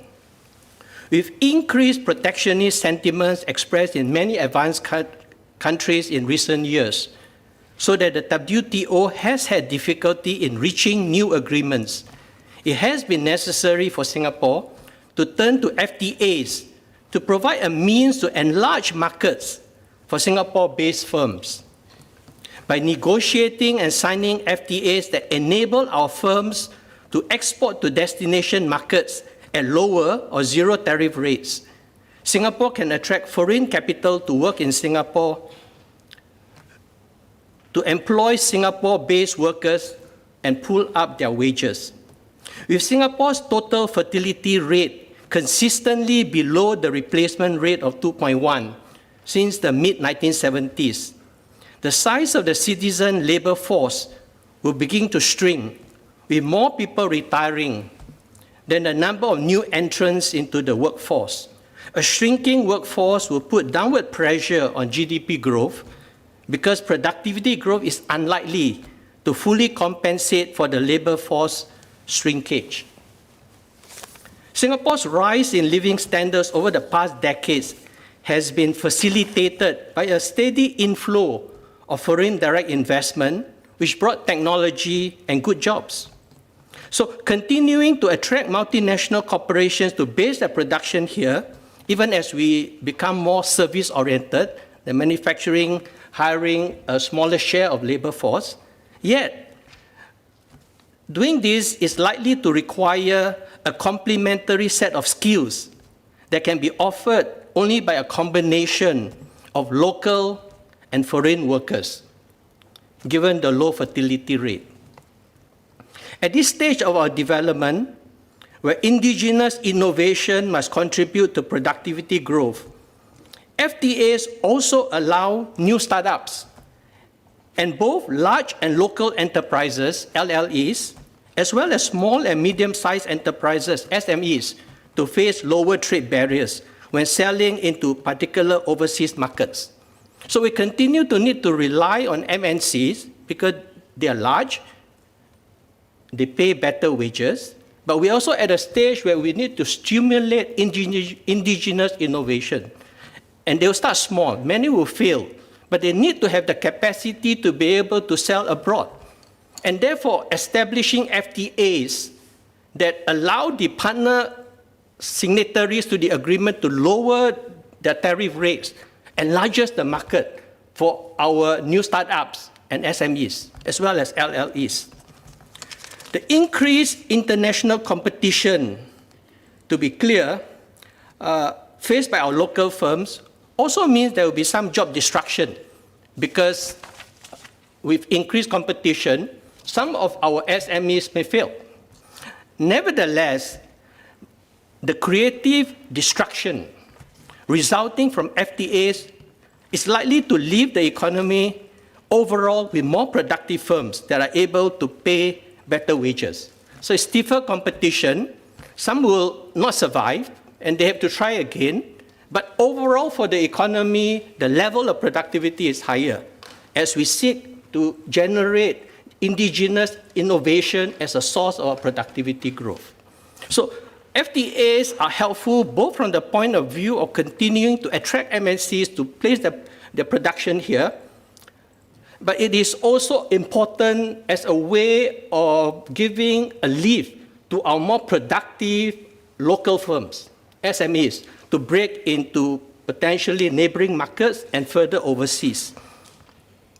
The derived demand for workers resulting from the need to meet this external demand for our goods and services by foreign firms and consumers in the partner countries who are signatories of the FTAs will translate into the creation of new job slots with particular tasks. Because what is a job? A job is a combination of tasks that we create.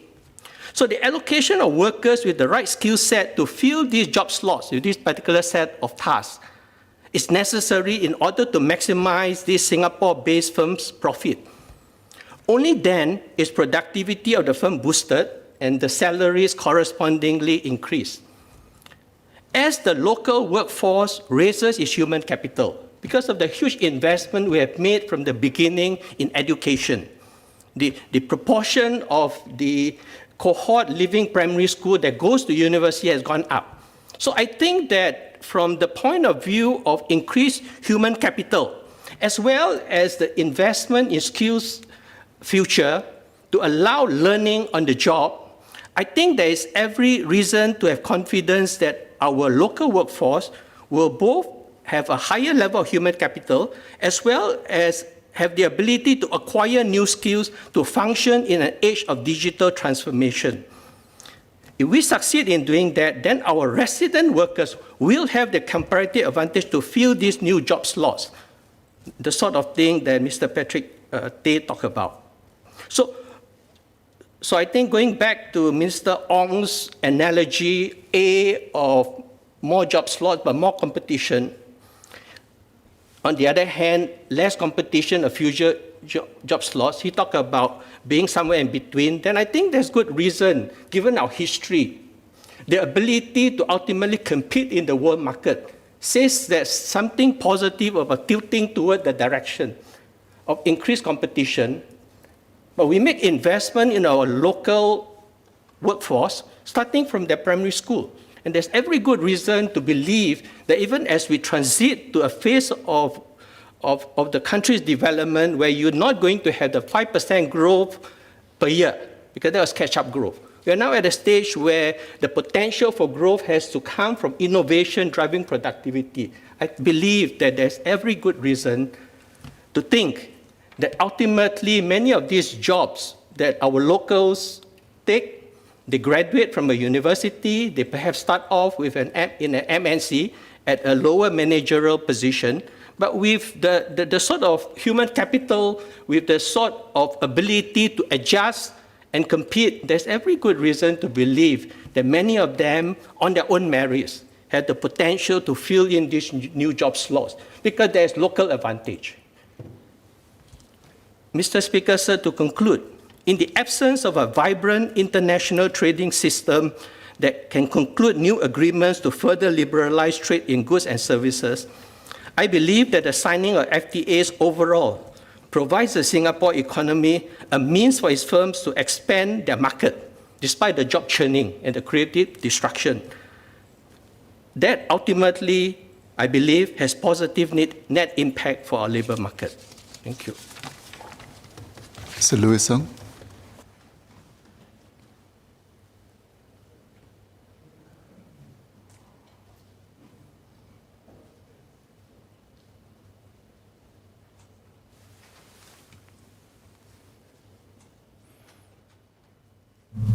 Thank you, sir. Not a speech, but just a clarification. If I could ask Minister Tan whether moving forward, we will consider legislating the tripartite guidelines on fair employment practice. And I think that's important because it's not just discrimination based on nationality, but also on based on race, religion, gender, family responsibility, disability, amongst many others. So I really hope we'll consider legislating those guidelines. Thank you.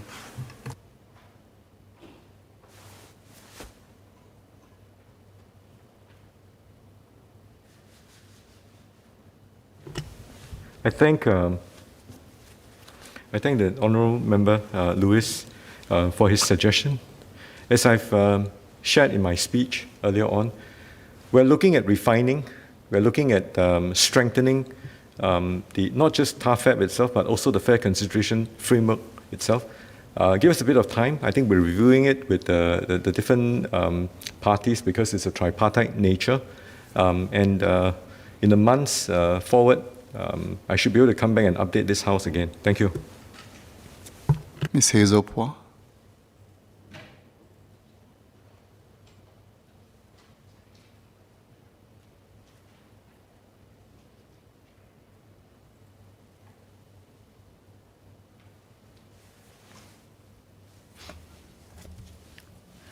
I thank the two ministers for their ministerial statements, providing a wide range of information and explanation, and for this additional opportunity for us to seek clarifications on an issue that is of great concern to many Singaporeans. An open debate based on the right information can only be beneficial to all parties involved, whether in or out of this House. I'd like to seek a few clarifications. The first one relates to Minister Ong's claim that PSP has made false allegations that Ceca is allowing a free flow of Indian PMEs. Can I ask the Minister to provide the specifics of this false allegations that he mentioned, including details like when and where and who. He gave partial quotes, but partial quotes can be taken out of context, and if he can provide the specifics, we can look into it further. Secondly, Minister Ong said that at the beginning of his statement that he would be happy to provide all information that we request for in order to have a more robust debate on the motion subsequently. But at the end of the two ministerial statements, unfortunately, the bulk of the information that we have requested for in our 9 parliamentary questions are not released. So will there be any more data forthcoming in the form of written answers? Thirdly, now we agree that FTAs are important to Singapore's economy, and we're not calling for the abolition of FTAs. Our concern is over specific provisions in FTAs relating to the movement of natural persons. In Ceca, just now Minister Ong mentioned that the listing of the 127 professions does not mean that anybody who applies under this will be approved, but it can be rejected even if they apply. Now, Article 9.5, Clause 2 under the heading of professionals states that each party shall grant temporary entry and stay for up to a year. And it goes on to list several conditions. So my question here is, because it says shall grant temporary entry and stay for up to a year, if an applicant meets the criteria that is listed in this clause, namely proof of nationality, letter of contract or similar documentation, educational certificates or similar documentation, as well as the minimum salary requirements for e-pass. For anybody who satisfies these conditions, are we obliged to approve their application? And fourthly, under this clause, the temporary entry and stay is up to 1 year. I would like to seek clarification. Can this entry and stay be further extended or renewed or reapplied? Thank you. Mr. Ong.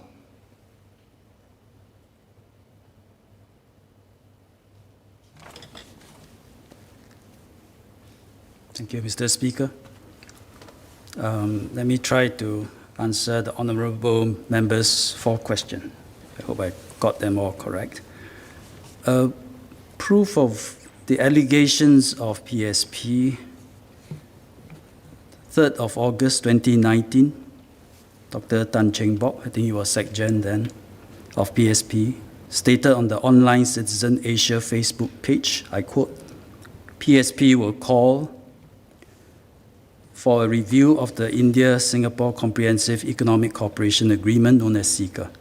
This agreement, you must understand, was negotiated by our current DPM Heng Swee Keat and signed in 2005. Amongst the terms of the Ceca, it allowed the free movement of professionals in 127 sectors to enter and work in Singapore, unquote. 7 July 2020, Dr. Tan, in an interview with Mothership, said, I quote, Ceca is an agreement between Singapore and India to bring in, to allow, I think, 127 categories of professionals to come to Singapore and be given that free hand, actually, practically free hand, to come and work here, unquote. 31st August 2020, Mr. Francis Yuan on the PSP Facebook page and website, he urged the government to release more data on the matter, which is fair enough, but then went on to state that the government, I quote, could not share the next level of details, including the number of Indian nationals converted to PR and those who subsequently gotten citizenships within the 8 years under the intra-corporate transferee provision of the agreement. I think that, unquote, and then that agreement started to suggest that they come in and then become PR and citizens as well.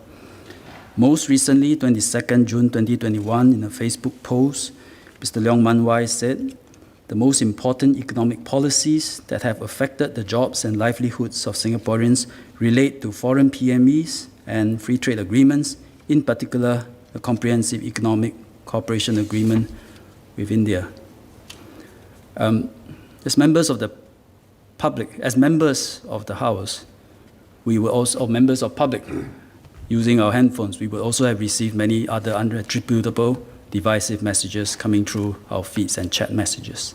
And I think these quotes and all these messages you receive if you are Singaporeans, especially one facing challenges at the workplace, feeling insecure, you're bound to feel upset and angry. You're bound to feel that I don't want to welcome foreign PMEs. You will grow suspicious of them, even reject them. And it will be a natural reaction because the messages feed on our worries and our fears. We have seen how this has turned out in so many other countries, how the extreme right, nativist, populist parties have grown in strength just by tapping into that fear and insecurity because of globalization is there. But these far-right nationalist parties or nativist parties, they have been growing stronger in many places around the world and created divisions in societies. Sometimes they have replaced the governments who take a more moderate policy. And I really hope that it doesn't happen here, because if it happens in Singapore, as it happened elsewhere, our policies, our politics would have gone disastrously wrong. Ms. Hazel Paul said that I promised to give all the data they requested. We tried our best. But as Dr. Tan See Leng explained, no countries release data to that level of granularity. But if I just go back to my speech, what I said is, Dr. Tan will provide more detailed answers to the specific questions, including providing the data which will be useful for our subsequent debate and putting that data in context. I didn't promise that all the data will be tabulated and provided. And Dr. Tan explained why we try to provide as much as we can, but I think there's a limit to what we can do. Ms. Hazel Paul also asked about Article 9. Article 9, as a trade negotiator, you always look out, Chapter 9 of Ceca. As a trade negotiator, we always look out for the word shall. And here, when you see shall means you must do something. You don't do, you are in breach of the agreement. So what is the shall here? You shall grant temporary entry and stay up to 1 year for the duration of contract. That's what we agreed to. That means if we approve, if you meet our condition, work past conditions, we shall grant you 1 year of admission. I think it's very reasonable. Imagine you apply for something for the government, and then they tell you, I approve, but don't know how long, tomorrow revoke. Can't be, it's not market friendly at all. So this is what we have agreed to. Remember, the ordering of the clauses matter as well. I was mentioning page 1, I printed a copy, I highlighted it. Second paragraph, third paragraph are what I call the carve-outs. So carve-outs come in the beginning. You read this chapter, you know that this chapter does not apply to immigration measures. Government's policy on immigration, on the granting work pass, granting PR, granting citizenship, does not cover this chapter. And then it goes on to say, what then the parties must do. So you shall grant 1 year of approval, should you approve. That's how you read the agreement. I hope I have answered all Ms. Hazel Parr's question, but I do have some question too for PSP, if I may ask. I left my papers there, I'm going to pick it up.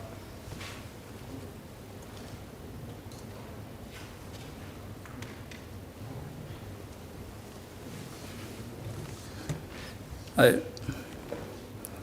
tried to correct the falsehoods of Ceca, but the whole purpose of this statement is that I know PSP is preparing for a motion debate, but I'm also hoping that we all go into the debate with some common ground. Yeah. And I think, first of all, common ground must be, let's put aside the falsehoods. And therefore, I clarified which are the falsehoods, and let's put them aside and don't bring them into the motion. What are the first falsehoods? First, Ceca does not allow a free flow of intra-corporate transferees to Singapore. And most companies prefer to apply for EPs than to use the intra-corporate transferee route, which actually is more cumbersome. And hence, I mentioned, as of 2020, there were only 500 intra-corporate transferees from from India in Singapore. Second falsehood, Ceca also does not give Indian nationals from 127 professions a free hand to come to Singapore to live and work. Ceca allows them to apply for EPs, does not oblige Singapore to approve the applications. Approval is subject to them meeting our criteria.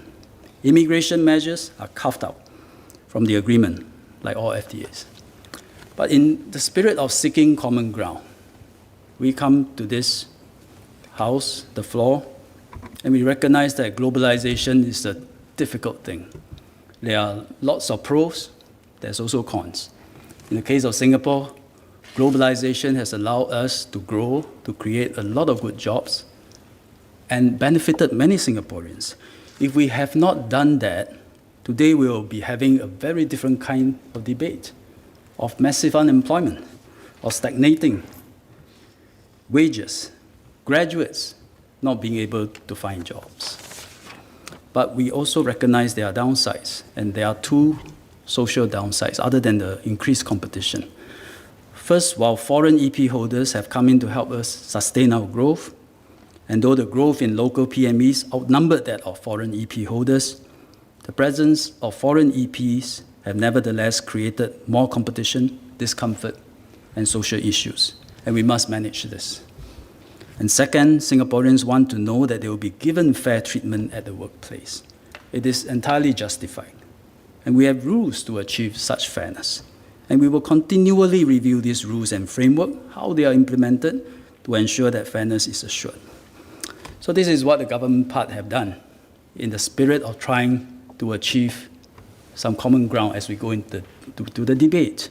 So may I ask the PSP, our two honorable NCMPs from the PSP, after hearing all the explanation from Dr. Tan and I, will you agree to the following?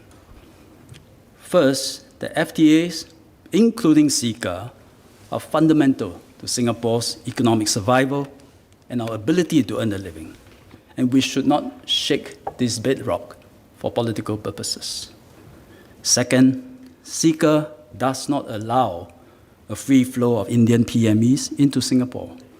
And this is a gross misunderstanding of the agreement and FTAs in general. Nor is Ceca the cause of the challenges faced by our PMEs.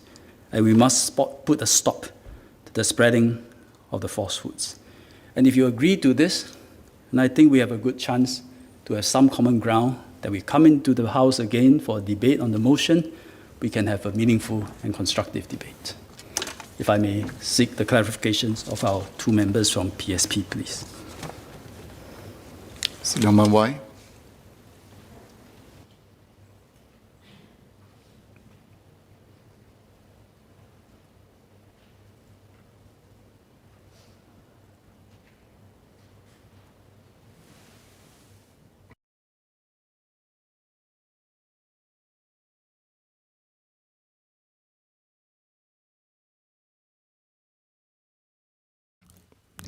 Thank you, Speaker. And thank you, Minister Ong Ye Kung, for the clarifications on our position. And also thanks Minister Ong Ye Kung and Minister Tan See Leng for a detailed explanation of the situation on foreign PMETs, foreign manpower, and the free trade agreements and Ceca. As to Minister Ong Ye Kung's questions, I will leave it to the last, or we will leave it to be answered, in the debate that we are going to conduct later on. But there are a few things I like to bring out here, or a few questions I like to ask to clarify the situation further. One, we are not against FTAs. We know the importance of FTA for Singapore as an open economy and especially as a small city-state. However, what we are concerned is what price we are paying. So the first question I want to ask is that in the process of negotiating an FTA, what is our position? What are the bargaining positions that we can give? Because I read things like, because we don't have many bargaining chips, so we have to be, the implication is that we may have to be a bit more relaxed with the movement of people.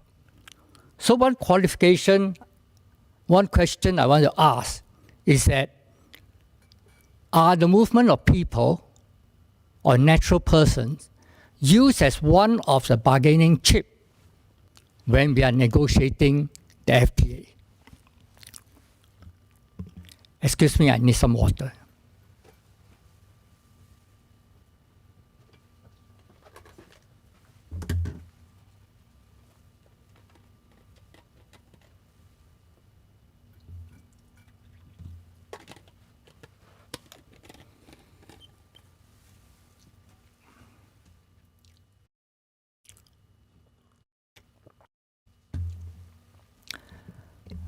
The whole purpose of the PSP and Hazel and I to bring up the issue about foreign manpower or foreign PMETs or foreign talent, whatever term we used, and the FTAs.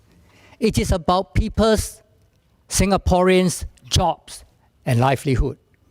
So when PSP, Dr. Tan Cheng Bock, raised the issue at the August 2019 launch of the PSP party, it is due to the huge amount of feedback that we got from the ground. By raising the issue, we had hoped it would get some response from the government to explain more about what are FTAs, in particular Ceca. Okay. Indeed, you would admit that no other FTA has given and stated specifically that 127 professions can come into work. You may say that, oh, no one has come in through the Ceca route, but the clause is there. It is up to the other party whether they want to use it or not. And most importantly, up to our government to administer our employment policies. Because our employment policies are already quite relaxed in granting work passes to foreigners. So the nationals, the Indian nationals, don't have to come into Singapore through the Ceca route. So the first question I want to ask is that whether the movement of people is used as a bargaining chip. The second question I want to ask is, we should not focus just on the number of people that got into our job market through the FTA or Ceca. They have provided some conditions. Most importantly is how those conditions under the FTAs interplay with our domestic employment policies. So the number to focus on is how many of the respective FTAs nationals, in the case of Ceca as Indian nationals, have come into Singapore and take up our PMET jobs. And what is the share of that as a percentage of our total or the foreign PMETs and then our total PMET jobs? That is the second question.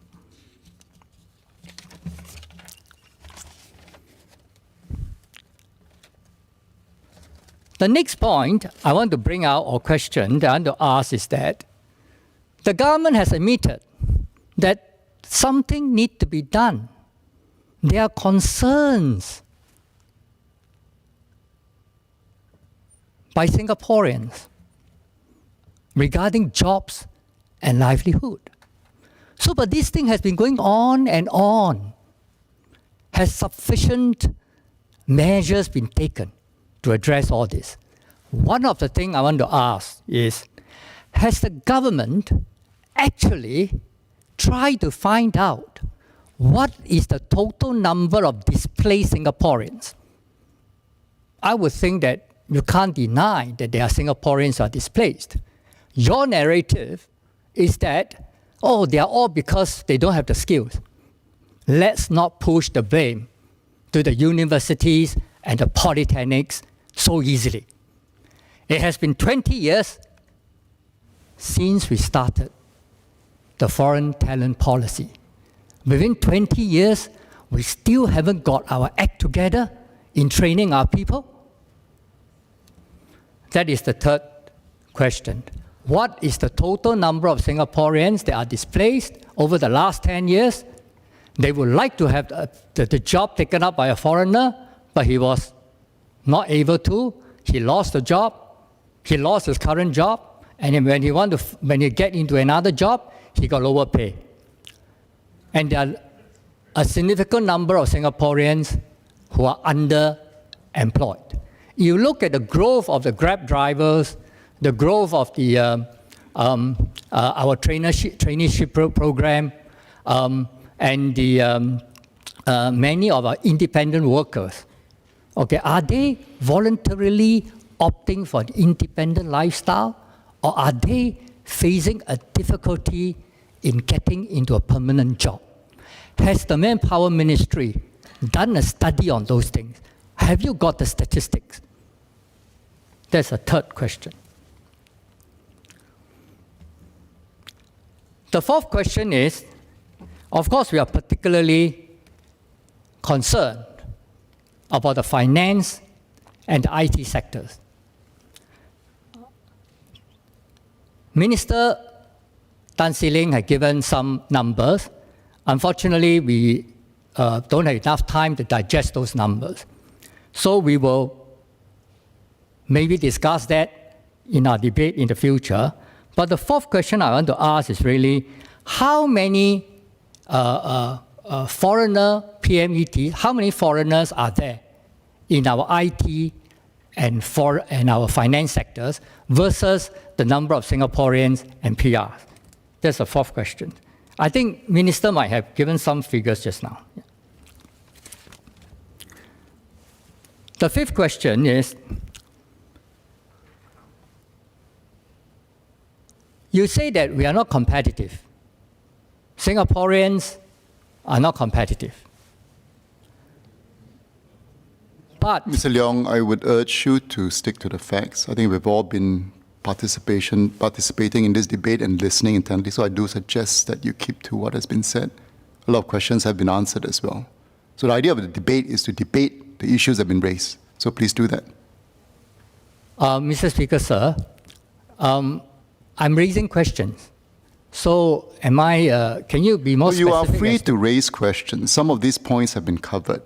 So we'll be happy to take the time to debate whatever that's meaningful, but please make it meaningful. I don't understand what you mean by meaningful, because I'm going through those points. Okay, never mind. I'll try.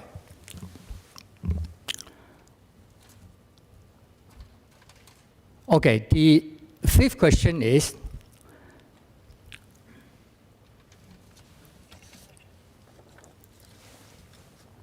the MOM has been, we have this foreign talent policy for 20 years.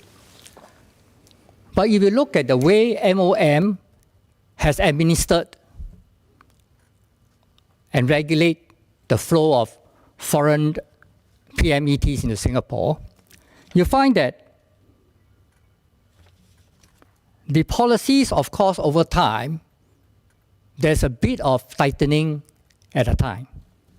But generally, it seems to be too little and too late. For example, the foreign talent policy has started in the late 90s or around the year 2000. But the fair consideration framework was only introduced in 2014. And then only in 2016, I was told, you have started the Fair Consideration Framework watch list. You mean that 1.5 decades before that, there were no problems at all? And the threshold salaries that you have, just EP alone, up till 2020 last year, it was still $3,600. At that kind of threshold salary plus no CPF, do you think we are attracting the right foreign talent into Singapore? That is my fifth question.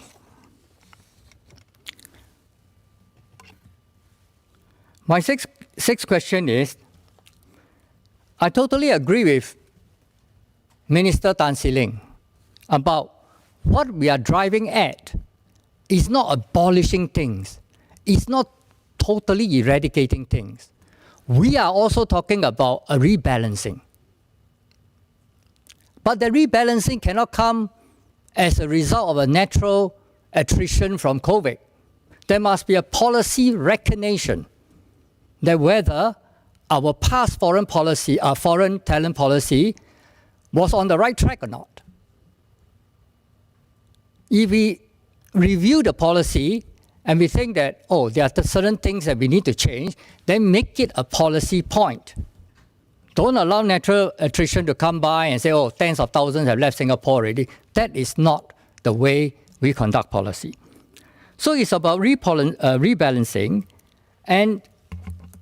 But when we talk about rebalancing, Minister Tan also said one thing is to ensure that Singaporeans can compete fairly, or there's no unfair competition.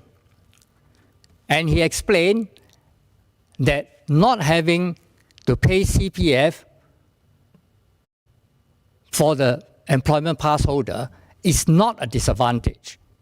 Okay, as an employer, I respect you for your experience in the private sector, Minister Tan. As an employer, isn't that a wage concession? So how can we say that Singaporeans are not being treated unfairly in the job market competition? That is my sixth question. My seventh question is, you said, Minister Tan said that there's simply not enough local talent. Again, I will raise the point which I've said just now also. Then what happened to our education system? What happened after 20 years? You're still telling Singaporeans that we're not enough talent. Of course, we are not saying that we can substitute the foreign PMETs completely. But at least there can be some rebalancing. And we get back to my question just now, and if you admit that there's some displacement of Singaporeans, then that rebalancing means we must slowly allow Singaporeans to be given the first opportunity to take up the jobs first. That is my last question.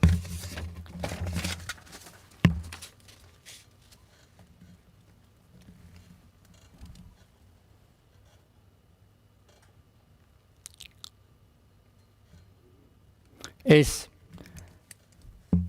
you talk about diversity, but here again, isn't it something that the MOM should have done long ago about diversity in the workforce when we introduced our foreign talent policy? We also know, because we have worked in international environment before, the group dynamics at the workplace can change very fast with changes in the nationality composition in the company. So especially when the MOM is monitoring and regulating the granting of the work passes, you mean you have not, at the beginning, taken that as an important consideration? And today, then you have to say that, oh, on my watch list, I have this number of companies that have a very large concentration of PMETs from a single nationality. So we really want to understand how MOM actually administer this whole foreign PMET policy. Okay. Afterwards, maybe I will add a few more points, or I will ask a few more questions about the approval process, some of the experiences I had in the private sector with regards to how MOM has approved work passes. But my questions are these questions for now. Thank you.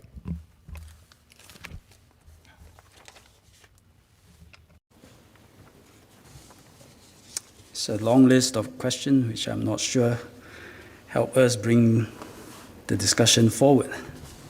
Let me take questions 3 to 8 and then 1 to 3. Yeah, 3 to 8 is really under Ministerial Manpower, but I think let's not prolong this because as speaker have noticed, many of the questions are actually in our speeches, but if you don't accept what we say, there's very little room for us to further explain.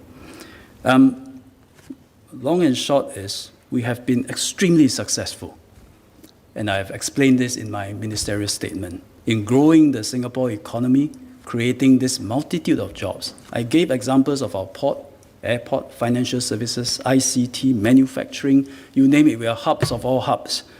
And all this would not have been possible if we have not ride on the wave of globalization, welcome foreign talent, and give our own people very good training, education to rise up and take the positions.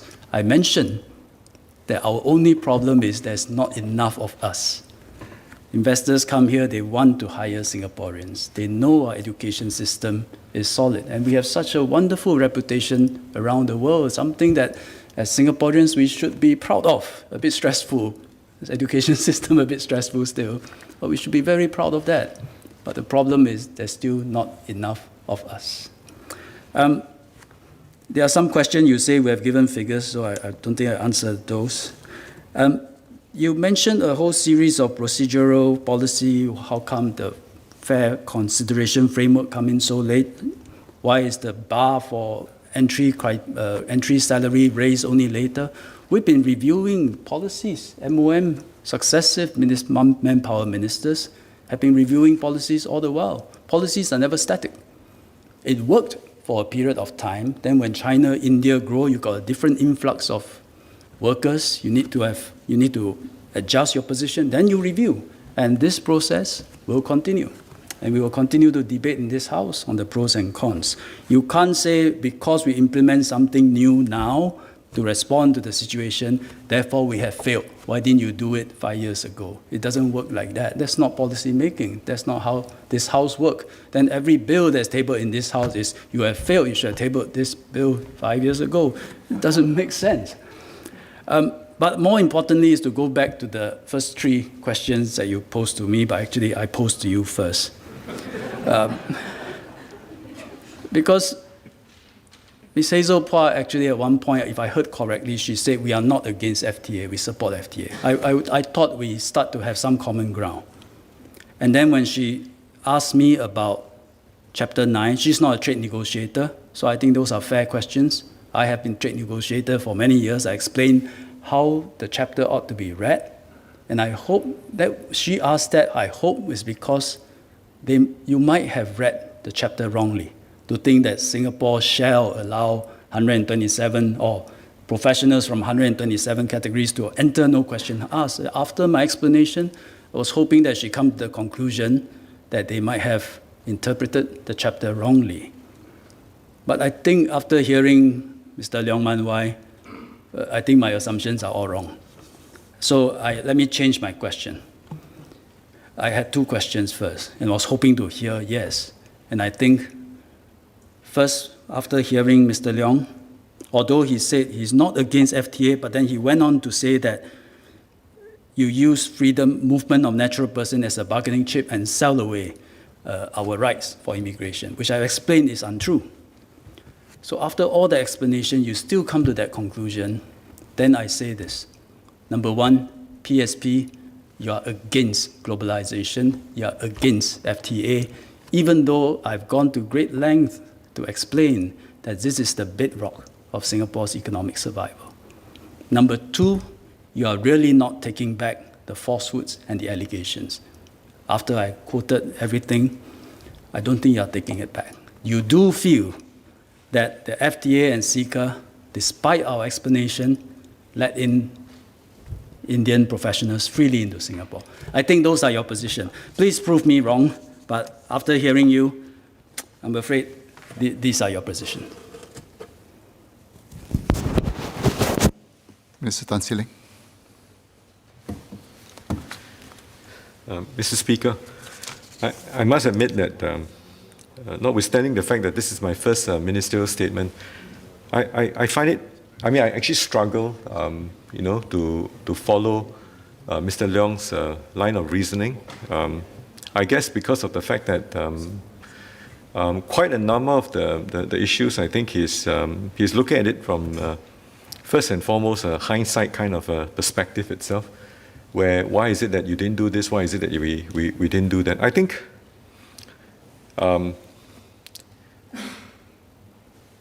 if you look at the entire sort of time, and I'm going to take a bit of time on this thing itself to try and gather my thoughts to connect his thoughts together, which, like I said, I'm struggling. So please be patient with me. I think what is important is that if we look at the evolution of our industry, how we started in the 70s, in the very early part of my speech, at the time we were about 20 billion GDP. I think we're at 454 billion now. We started with a very conscious effort in the 70s to go and build heavy industry. So we developed Jurong Island. There was all these heavy industries that we put up. I think our pioneer founding generation leaders under Mr. Lee, Dr. Goh and all that, I think at the time when we first started, we were very, very heavy in all these heavy industries. We went on then into manufacturing. In the 80s, we went into electronics. We did disk drives, wafer fab, and then eventually we pivoted into I think in the early part of 2000, we went into services, we went into biopharma, life sciences, and so on and so forth. And now we're into tech, we're into infocom, we're in finance. Now, at every 10 to 15 years, we've seen fairly dramatic transformation. I think it's inconceivable that you would expect that policies that you would enact do not get refined, do not get tweaked, and do not get adjusted over time. So I guess to his point about the fact that why is it that we didn't do this and so on, I think in the last 15, 20 years, and he has sort of pointed the fact that I've been from the private sector, perhaps I've not been in the government long enough. I mean, if anything at all for the last 20 years, change was a constant. Change is a constant and change will be a constant. We will continually face disruption, we will face transformation.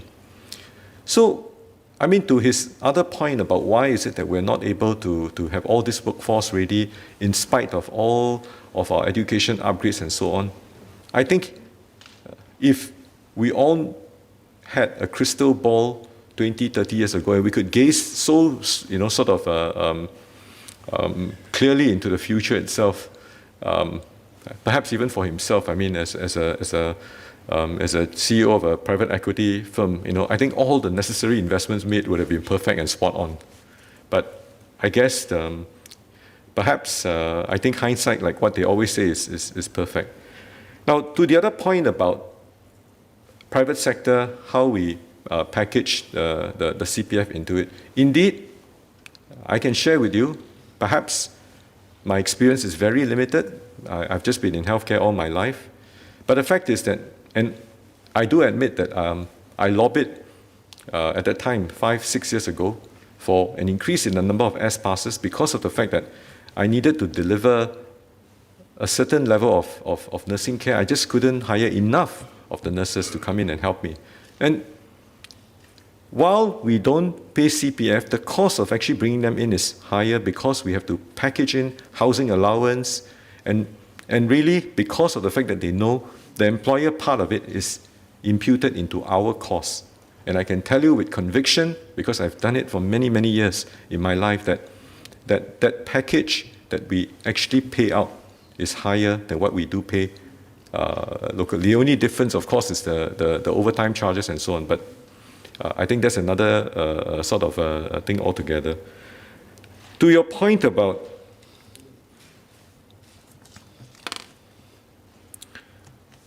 the education system part, I just want to share one bit. In the early 2000s, our universities, our institution of higher learnings, the number of IT graduates that they produce at that particular point in time, today, we are actually training up 4 times more what we used to be training from before. The entry levels in terms of the grades, the credits and so on, that the students require to make it to get into the universities itself is also significantly higher. So I guess the point of this thing is that everything we could, every single initiative, every single policy, we can always do better. And that's something that I've acknowledged. But the point is this: we are not that far worse off. Today, if you look at the absolute numbers, 3/4 of our population, of our PMEs, are in good jobs. 1/4 of them are filled by foreign work pass holders. Our glass is not even half full. Our glass is 3/4 full. And we're looking at it from that perspective. Are you saying that we should even adjust that? Of course, we should try to bring it up to the fact that it would be 90% or 100% full. But let's also be mindful of the sentiment, the worries, and also the hard work of the other 3/4 in that glass that's 3/4 full. I think, thank you very much. I look forward to a robust debate with Mr. Leong, with Ms. Phua. I think when they can put up the questions where I don't struggle so hard to follow, I think that would be very welcoming. Thank you very much.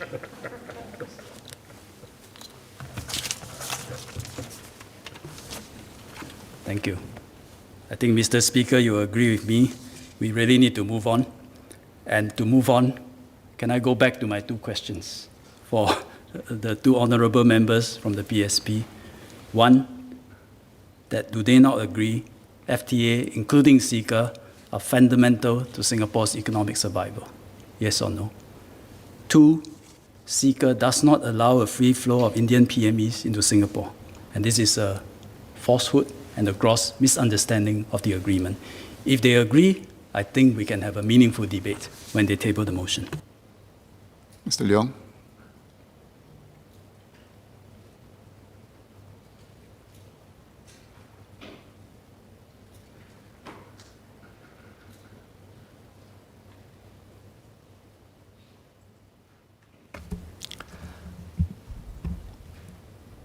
Thank you, Speaker. Thank you, Minister, for the two questions.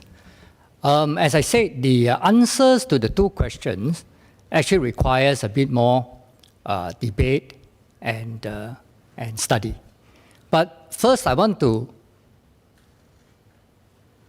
say that PSP and Hazel and I, we are for FTAs. And having heard that the jobs and livelihood of people are not being used as a bargaining chip, we are very reassured that our interests, the Singaporean interests, are being taken care of. However, whether Ceca has contributed to the overall influx of nationals from the country, I think we need to study a bit more. Because we have to go back and look at the numbers provided by the two ministers to see what is the share of the Indian PMETs in our overall PMET workforce, and to take into consideration what Minister Tan See Leng has said about we really need them. Then we would like to know whether there are skills transfer programs, whether really our education system is really catching up fast enough, before we can make, and also the various practices in the market, before we can make a final conclusion that Ceca is really neutral to beneficial for Singapore. Thank you. Minister Ong. Thank you for that, Mr. Leong. So I will just summarize that, yes, the PSP now agrees that FTAs are fundamental to Singapore's economic survival, and that includes Ceca. So at least that is a common ground that we have established. I think that's useful, and thank you, Mr. Leong, for that. And second, the PSP now agrees movement of natural person, Chapter 9, is not used as a chip, and we're not giving away our rights for immigration, and there is no free flow of Indian professionals into Singapore. If I hear him right, I think he's confirming that. He is not sure about the overall balance of the free trade agreement. I think we'll leave it there for our debate later on. But I think these two, I would say, form quite good common ground. But it will also mean Mr. Leong, I will call you when it's time to call you. Let and the it will minister also finish. mean, naturally, that must mean the PSP will take back their allegations that Ceca has led to an unfettered flow of Indian professionals into Singapore. Thank you. Mr. Leong.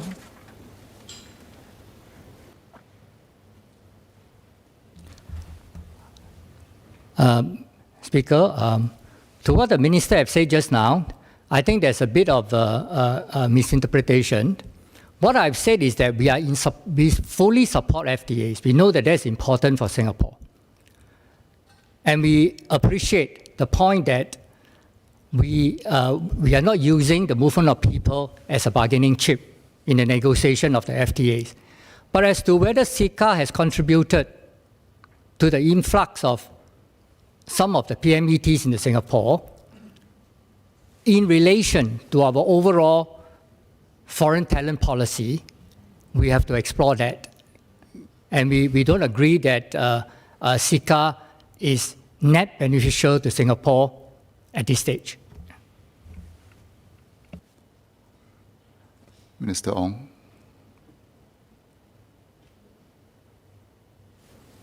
I think Mr. Leong is waffling. yes, no, it's quite hard to catch. I take it that you are not withdrawing your allegation, and so be it. And I think that will be, well, at least we got you to say FTA and Ceca is fundamental to our survival. But if you continue to allege, notwithstanding all our explanation, I think there is no choice. We have to leave it as such. It is regrettable because generations of FTA negotiators worked very hard to make sure our interests are all protected. And this is not a backdoor. This is not an avenue for any professionals from any country to enter Singapore with a free hand and unfettered. But I take it that this is PSP's position, notwithstanding hearing all our explanation. It is most regrettable, but we will have to accept how they feel. Ms. Janet Ang.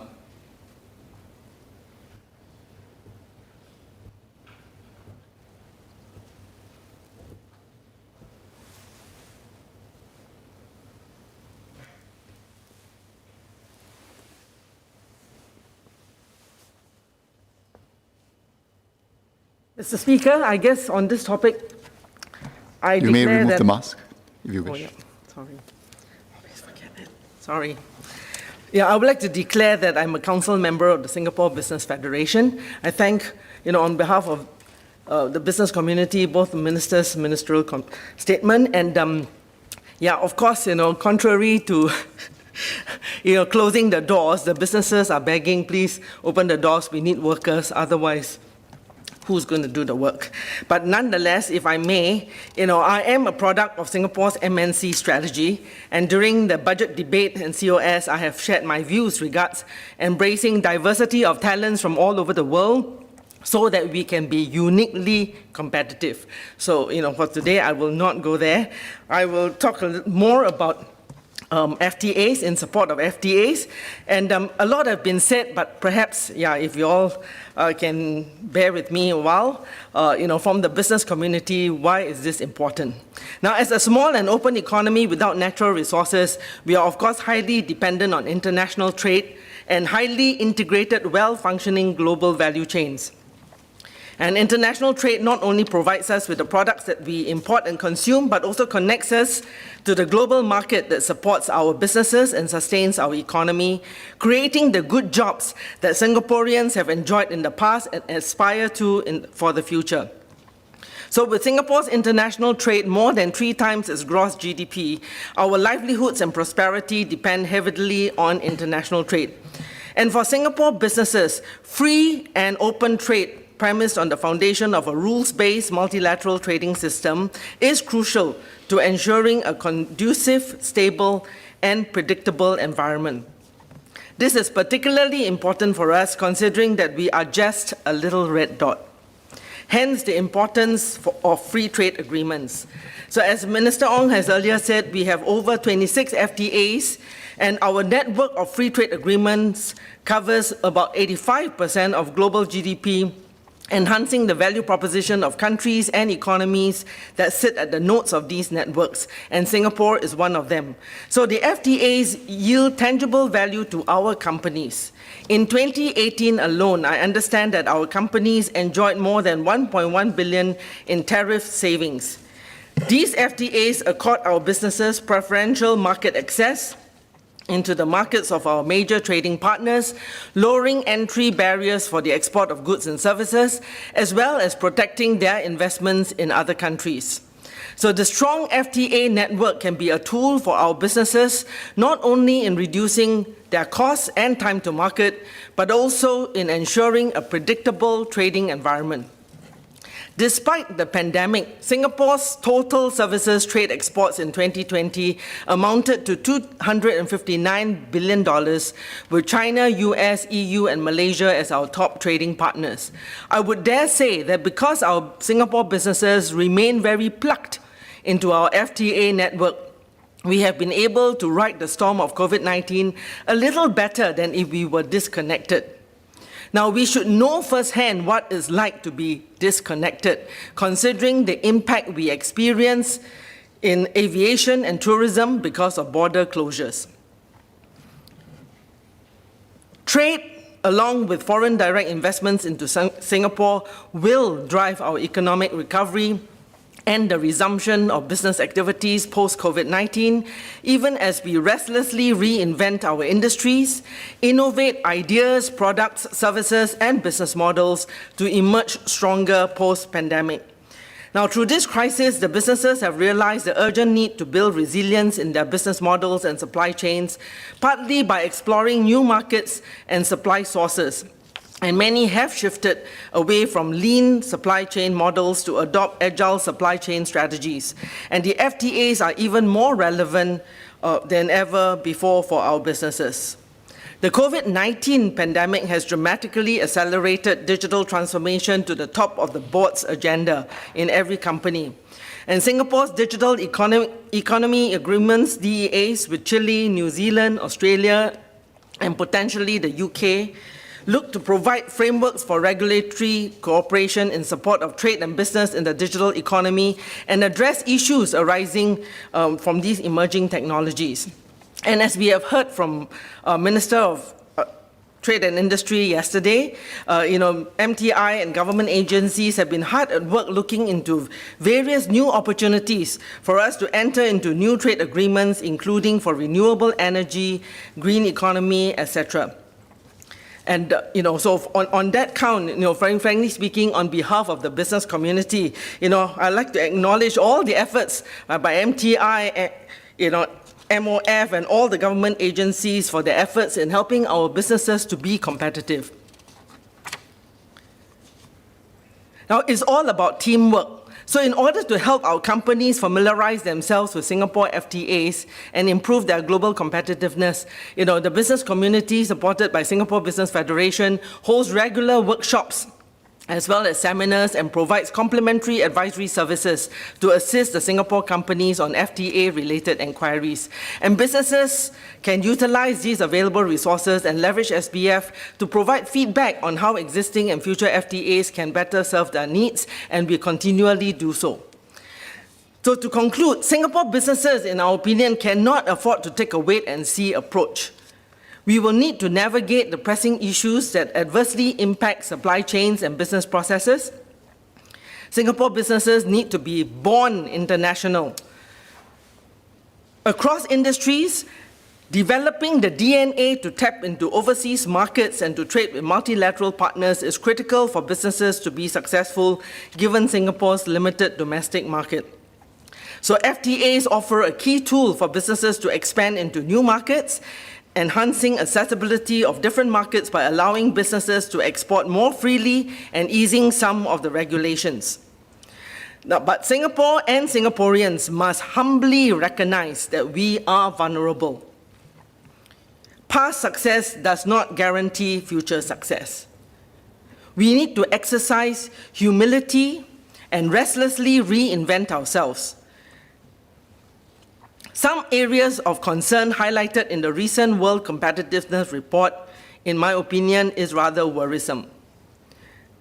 These include potential relocation of businesses being a threat to the Singapore economy, perception of Singapore's changing attitude towards globalization, which Minister Ong has also highlighted earlier, the availability of skilled labor, qualified engineers, and competent senior managers in Singapore, regardless of nationality.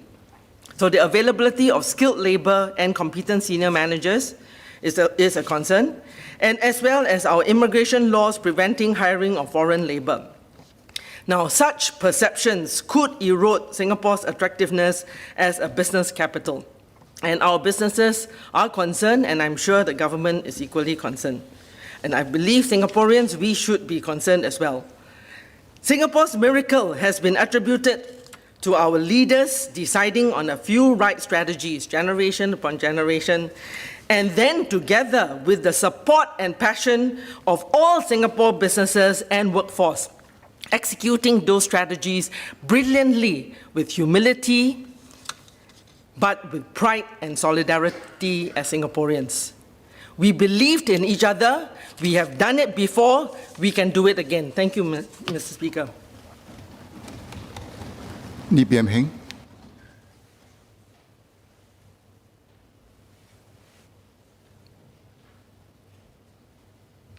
Mr. Speaker, sir, thank you.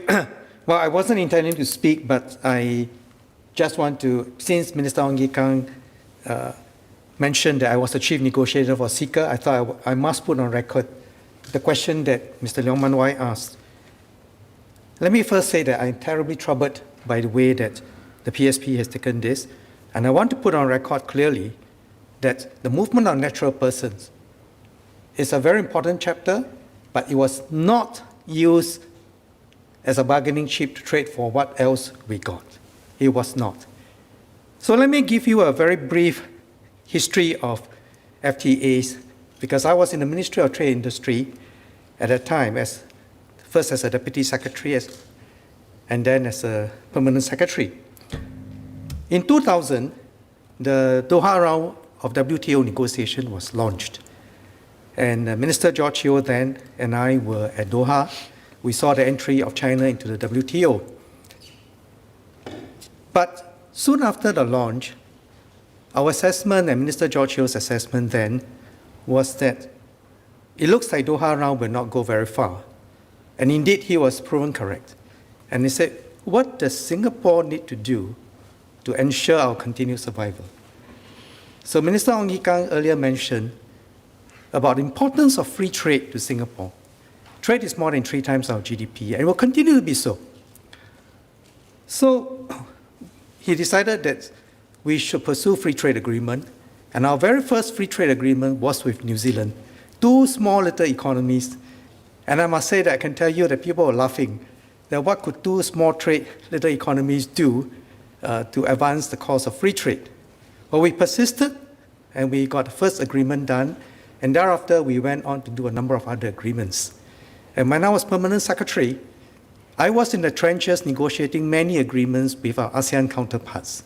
And that's how we had the ASEAN Economic Free Trade Agreement that was enhanced, the ASEAN Economic Community, and thereafter, it was not just ASEAN.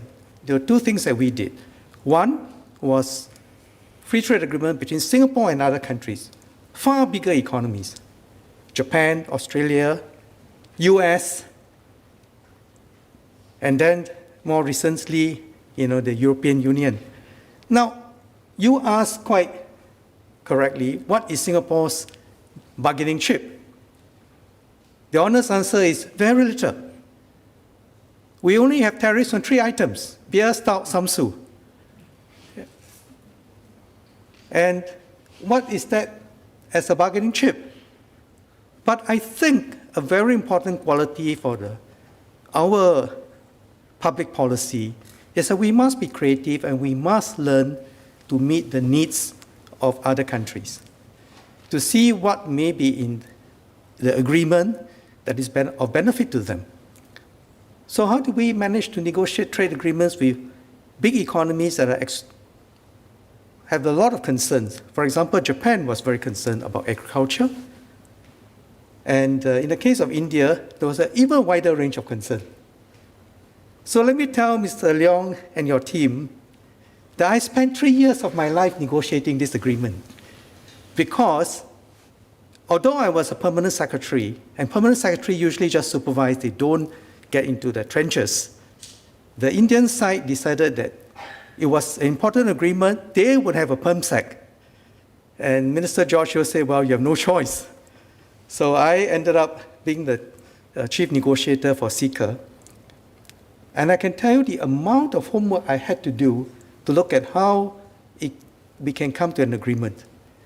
I went to different parts of India because there was objection from every part of India, from business group to states.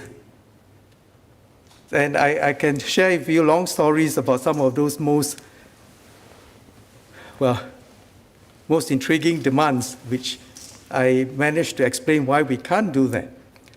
So the movement of natural person was a chapter which, indeed, the Indian negotiators were very keen, because they said, what do we get? Well, I said no, because this is of great importance to Singapore. You have a population that is over 1 billion. Singapore has a population of, at that time, probably about 3 odd million. And I said we'll be easily swamped. So we must have very strict agreements on this. And that was, in fact, among the last chapter. There were 2 chapters that were the most difficult to conclude, for which I never let go, and we got what we needed. So I think Mr. Leong must not think that you said, I hope that the government has the people's interest at heart.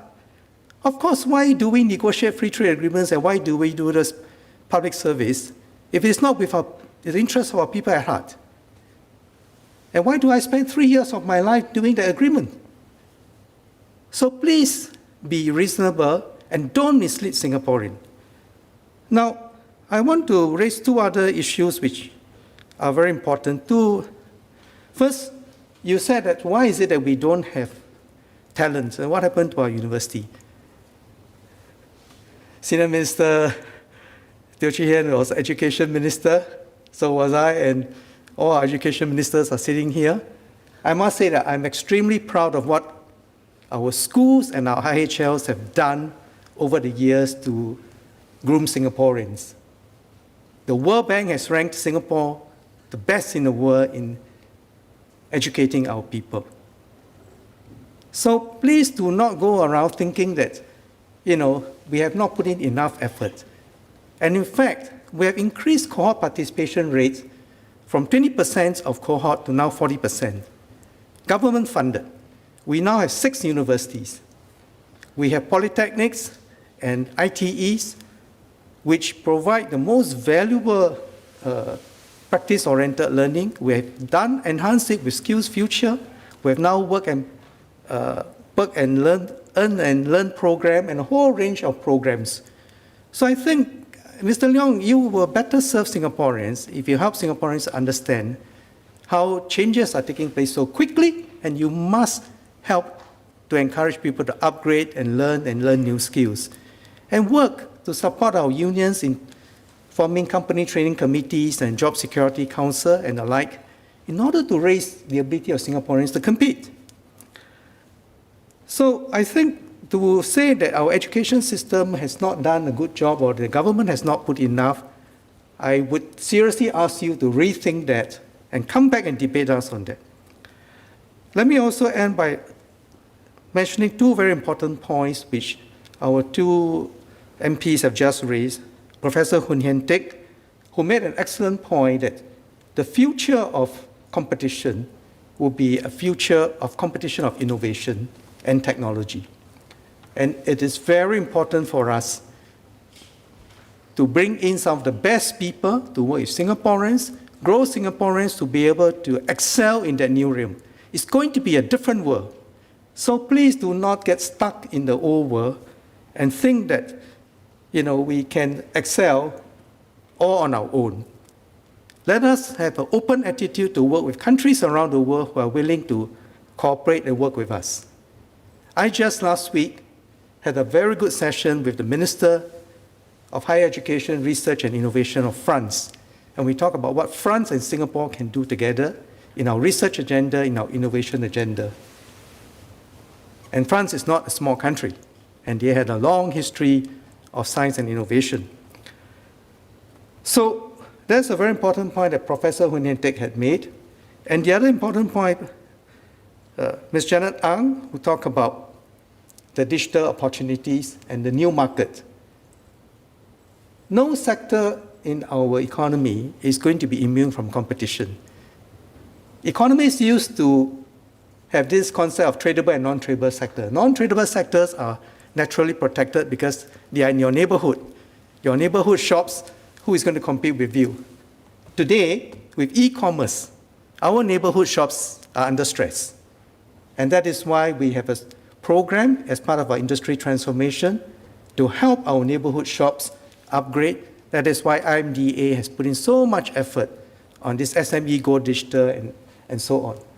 So I think it is very important for the right policy in Singapore, A, to stay open, B, to learn how to cope with changes, which will be accelerating, and C, make the best use of science, technology, and innovation to allow us to move forward, and fourthly, maintain unity so that businesses unions, workers, and the government work closely together to make the very significant changes that you need to make.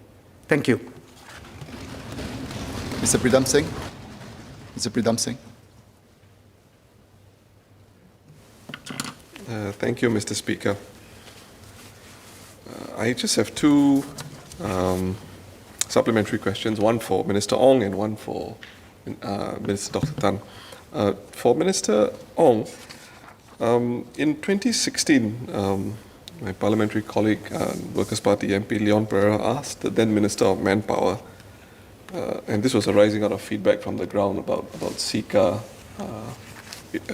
issues of a lot of Indian nationals working on the ground. And the question Mr. Leon Pereira asked was about the number of ICTs that were working in Singapore through Ceca. And at that point, the reply that came was the ministry does not disclose data on foreign manpower with breakdown by nationality, including data on ICTs. In February this year, Mr. Leong Man Wai of the PSP asked a question about the number of ICTs working in Singapore. This time, the government disclosed overall ICT numbers over employment pass holders. And the number was, I think, something like 5% of EP holders. Today, we have more information that last year at least 500, for last year at least 500 of these ICTs originated from India. The point I want to make to the Minister and to the government at large is there is opportunity to quell or at least to nip some of these issues in the bud when they start moving into the realm of xenophobia, nativism, and one important outlet for that is information. And in August 2020, a Straits Times reporter mentioned that, and I quote, ICTs were a key bone of contention with respect to Ceca. And if this information had been made known earlier, it does occur to me whether a lot of the misunderstanding, the reaction we see on Ceca could have been addressed and actually nipped in the bud. And so I hope the government understands that with more information, actually, we can hold the line better in terms of some of these discussions moving into a realm of xenophobia and so forth. My question to Minister Tan See Leng pertains to TAFEP and the strengthening of the enforcement arm of TAFEP. We had an exchange in the opening of Parliament about this, and I'd just like to confirm with Dr. Tan whether raising the enforcement arm of TAFEP is on the cards, and what discussions have taken place since August last year insofar as how TAFEP will be beefed up. The WP has a position about anti-discrimination legislation. Is that something that MOM will be prepared to look into? Thank you.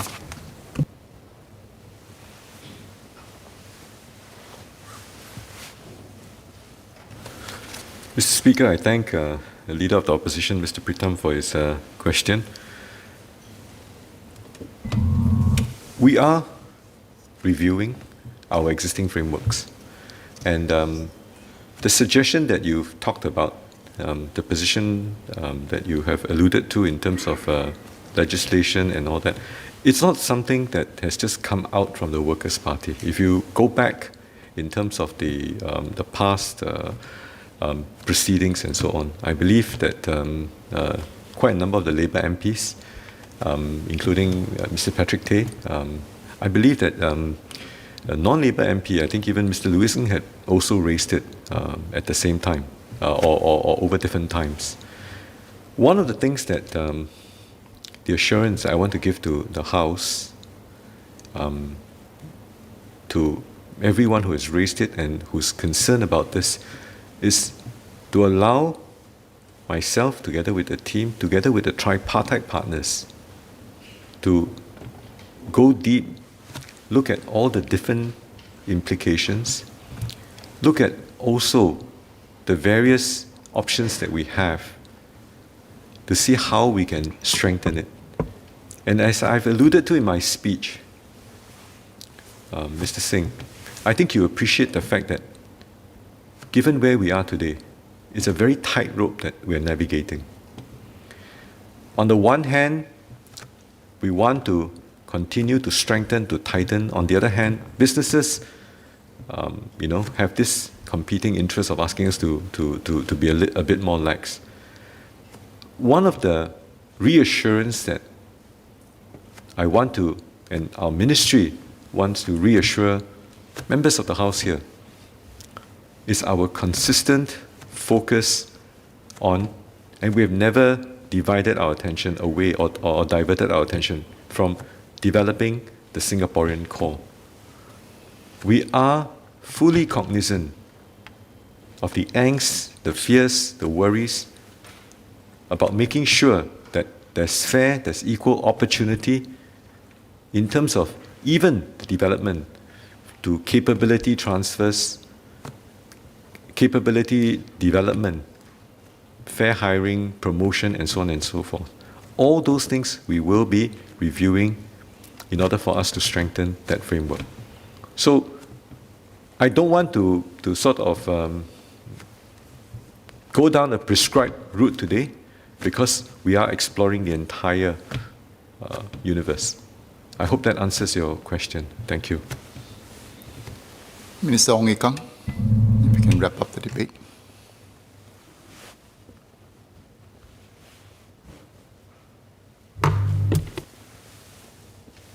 Thank you, Mr. Speaker. I will answer the Leader of the Opposition's question and then seek to conclude this debate. I take to heart what the Leader of Opposition said, that with information we can quell such falsehoods much earlier. We work in the bureaucracy, some data is classified, secret, confidential, so on. So we are not at liberty to always disclose them.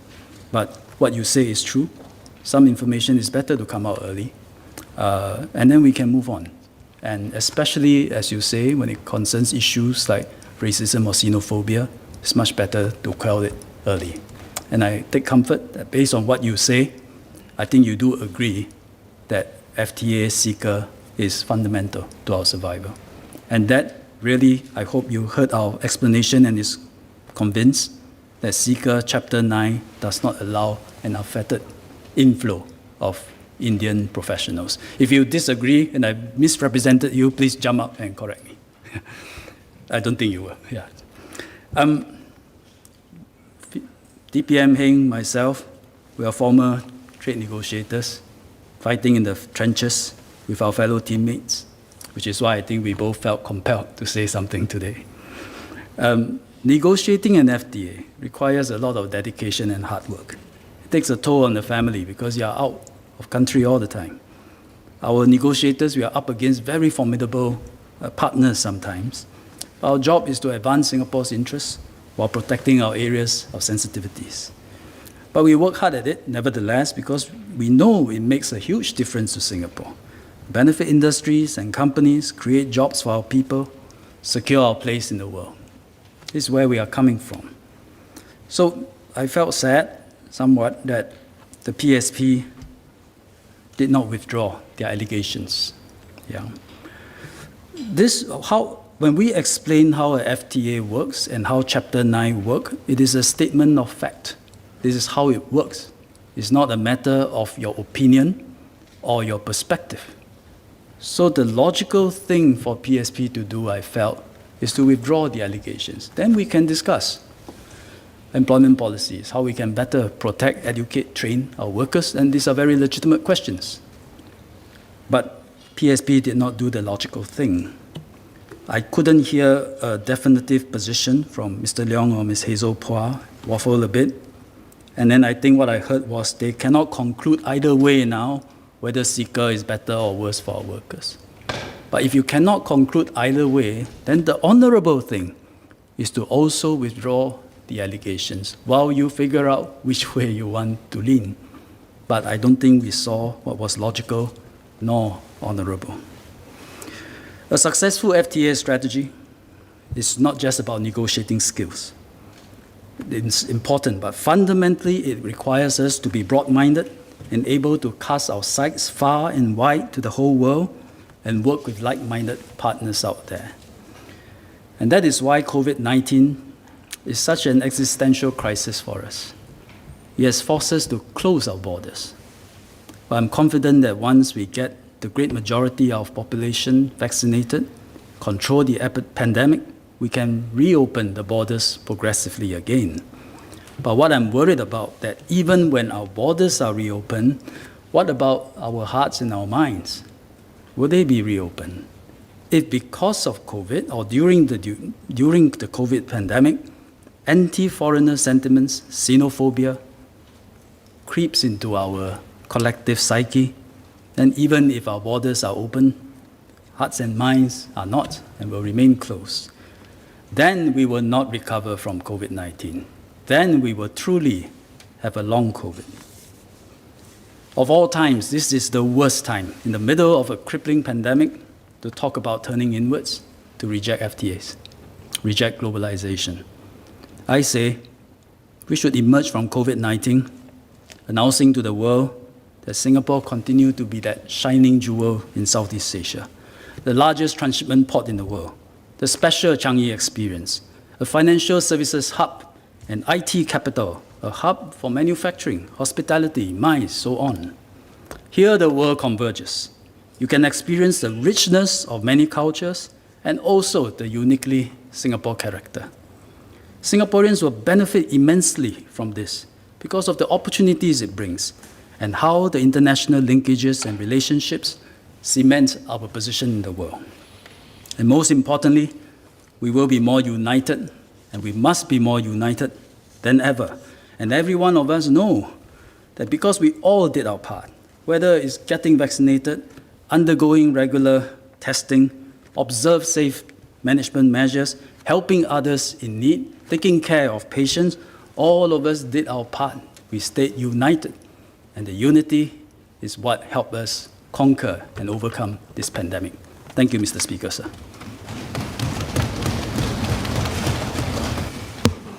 Pursuant to Standing Order number 44-2, the motion to consider 2 ministerial statements on free trade agreements and foreign manpower lapses at the conclusion of debate.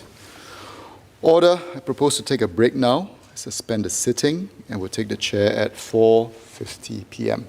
Order, order.